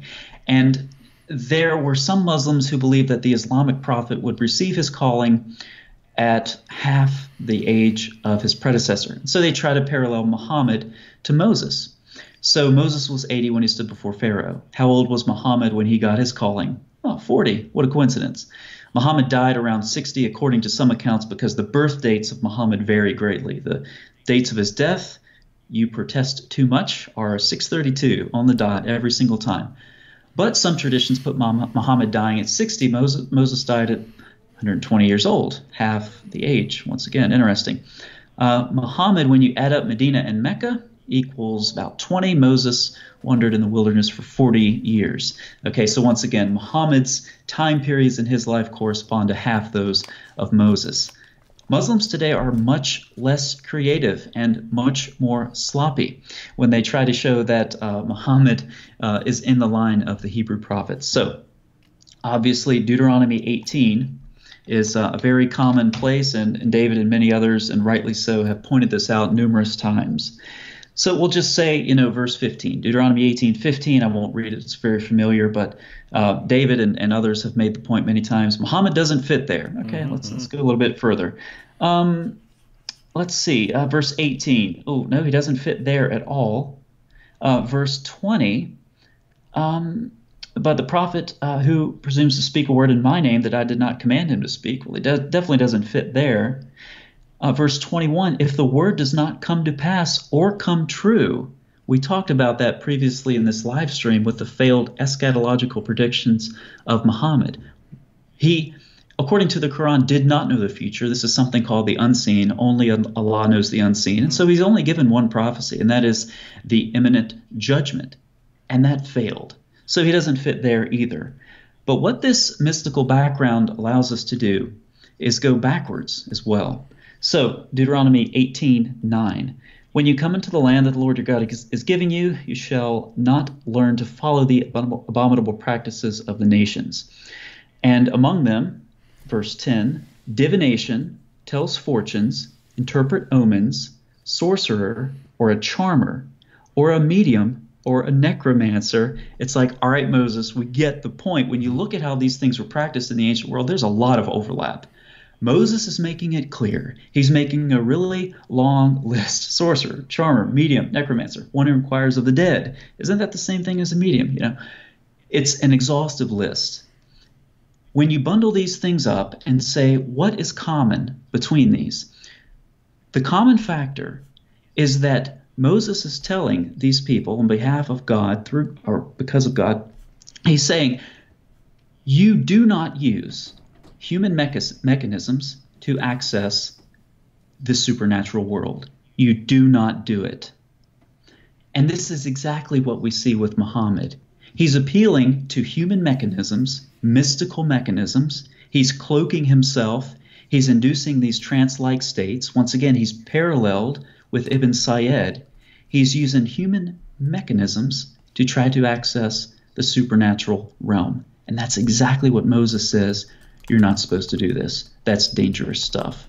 And so when you understand this mystical background, it not only allows you to go from Deuteronomy 18, 15, and 4, but you can go back into all of those things that Moses prohibited and see that Muhammad was doing the exact same thing, the 7th century equivalent of these practices forbidden in the Torah.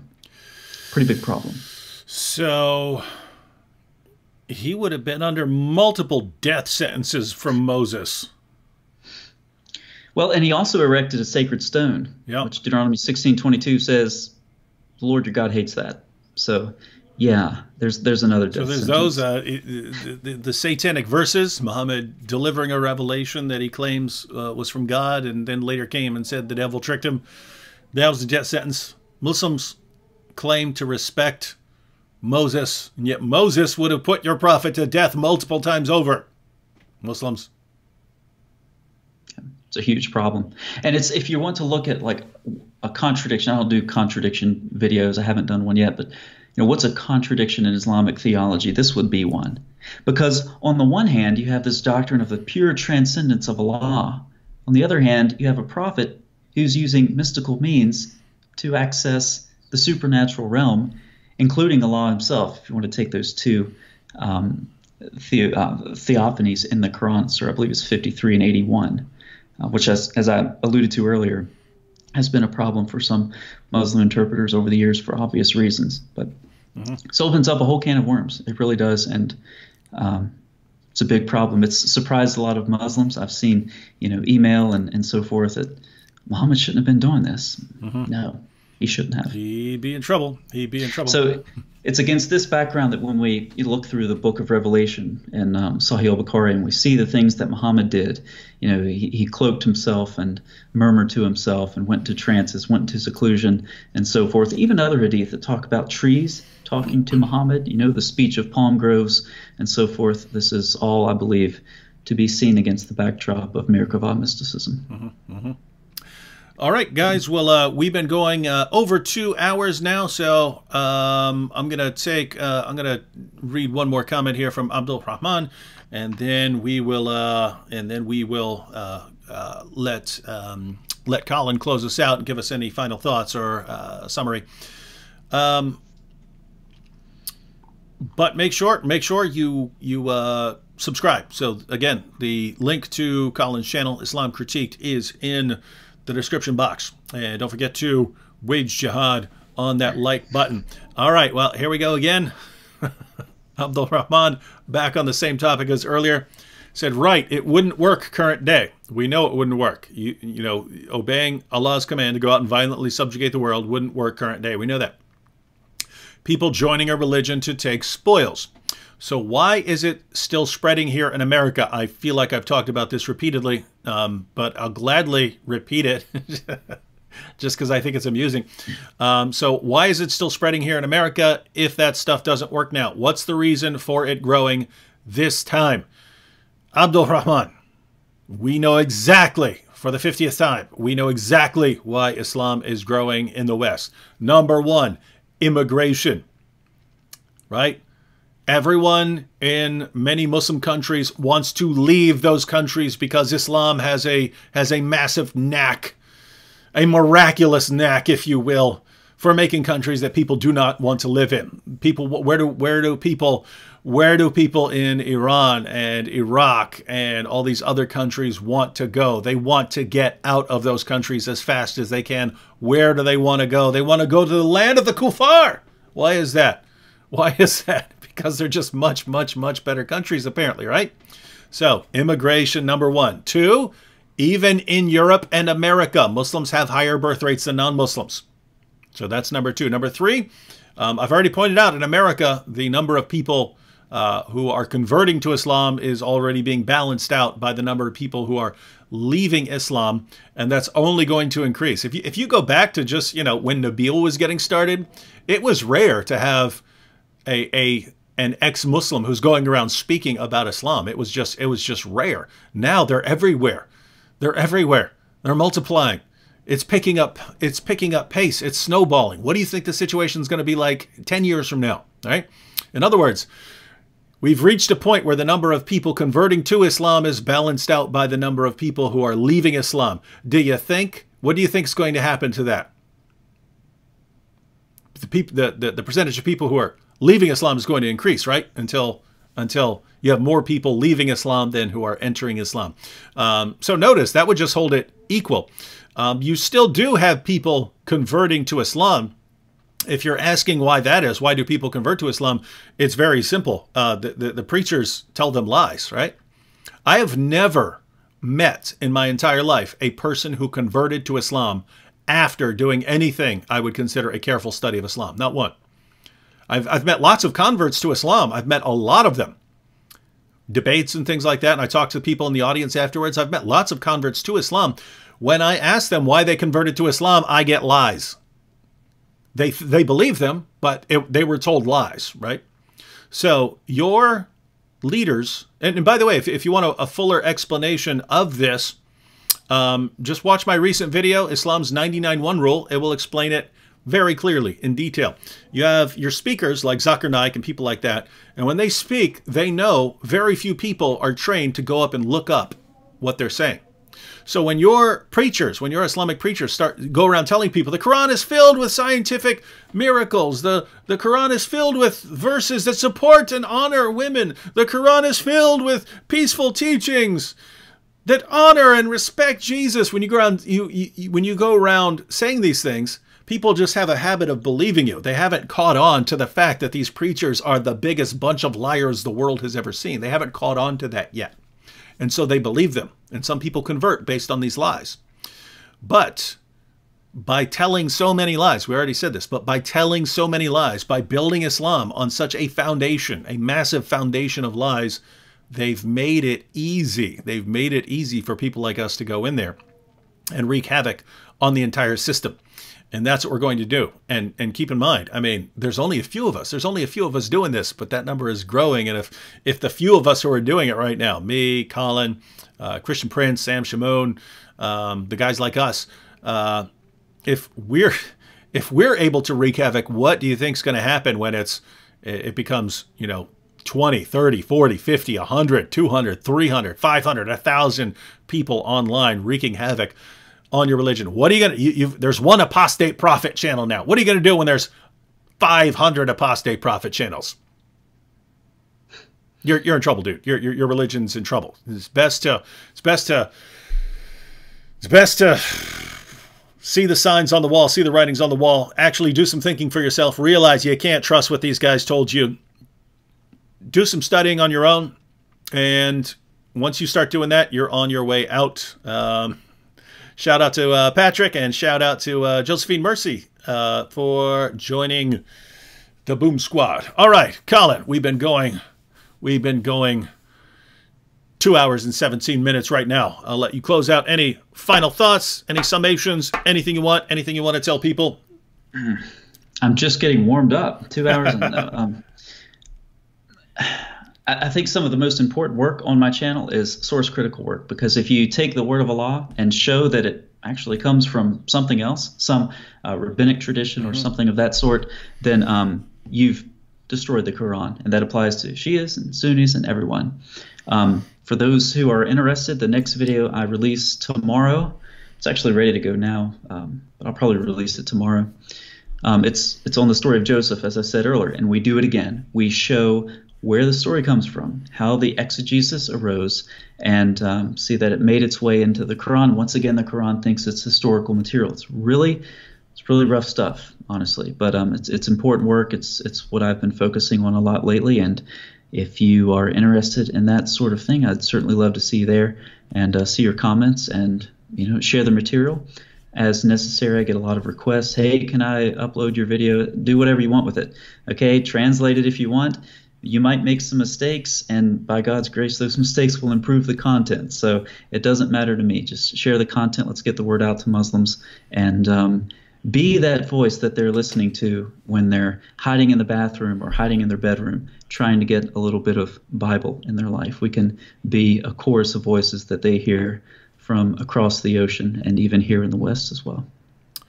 All right. Thank you, Colin. Thank you, everyone, for joining us. Again, one more time, if you haven't subscribed, be sure to subscribe to Islam Critiqued. Link is in the description box. And if you watch these videos as they're coming out, that's the awesome thing about the time we're in. It's wide open, right? It's Colin is on the cutting edge stuff. Islam has left all this stuff wide open for rooting around in Islam's cellar for all the dirty secrets about where Muhammad's getting these revelations. And Colin's going to find them all. He's going to bring them to the surface. And if you're subscribed, you're going to have access to those. And then you can go share those with your Muslim friends. All right. See you all next time. God bless everyone. And Abdul Rahman. Do some studying, bro. Do some studying. Catch y'all. I'm praying for you. Catch y'all next time. Bye.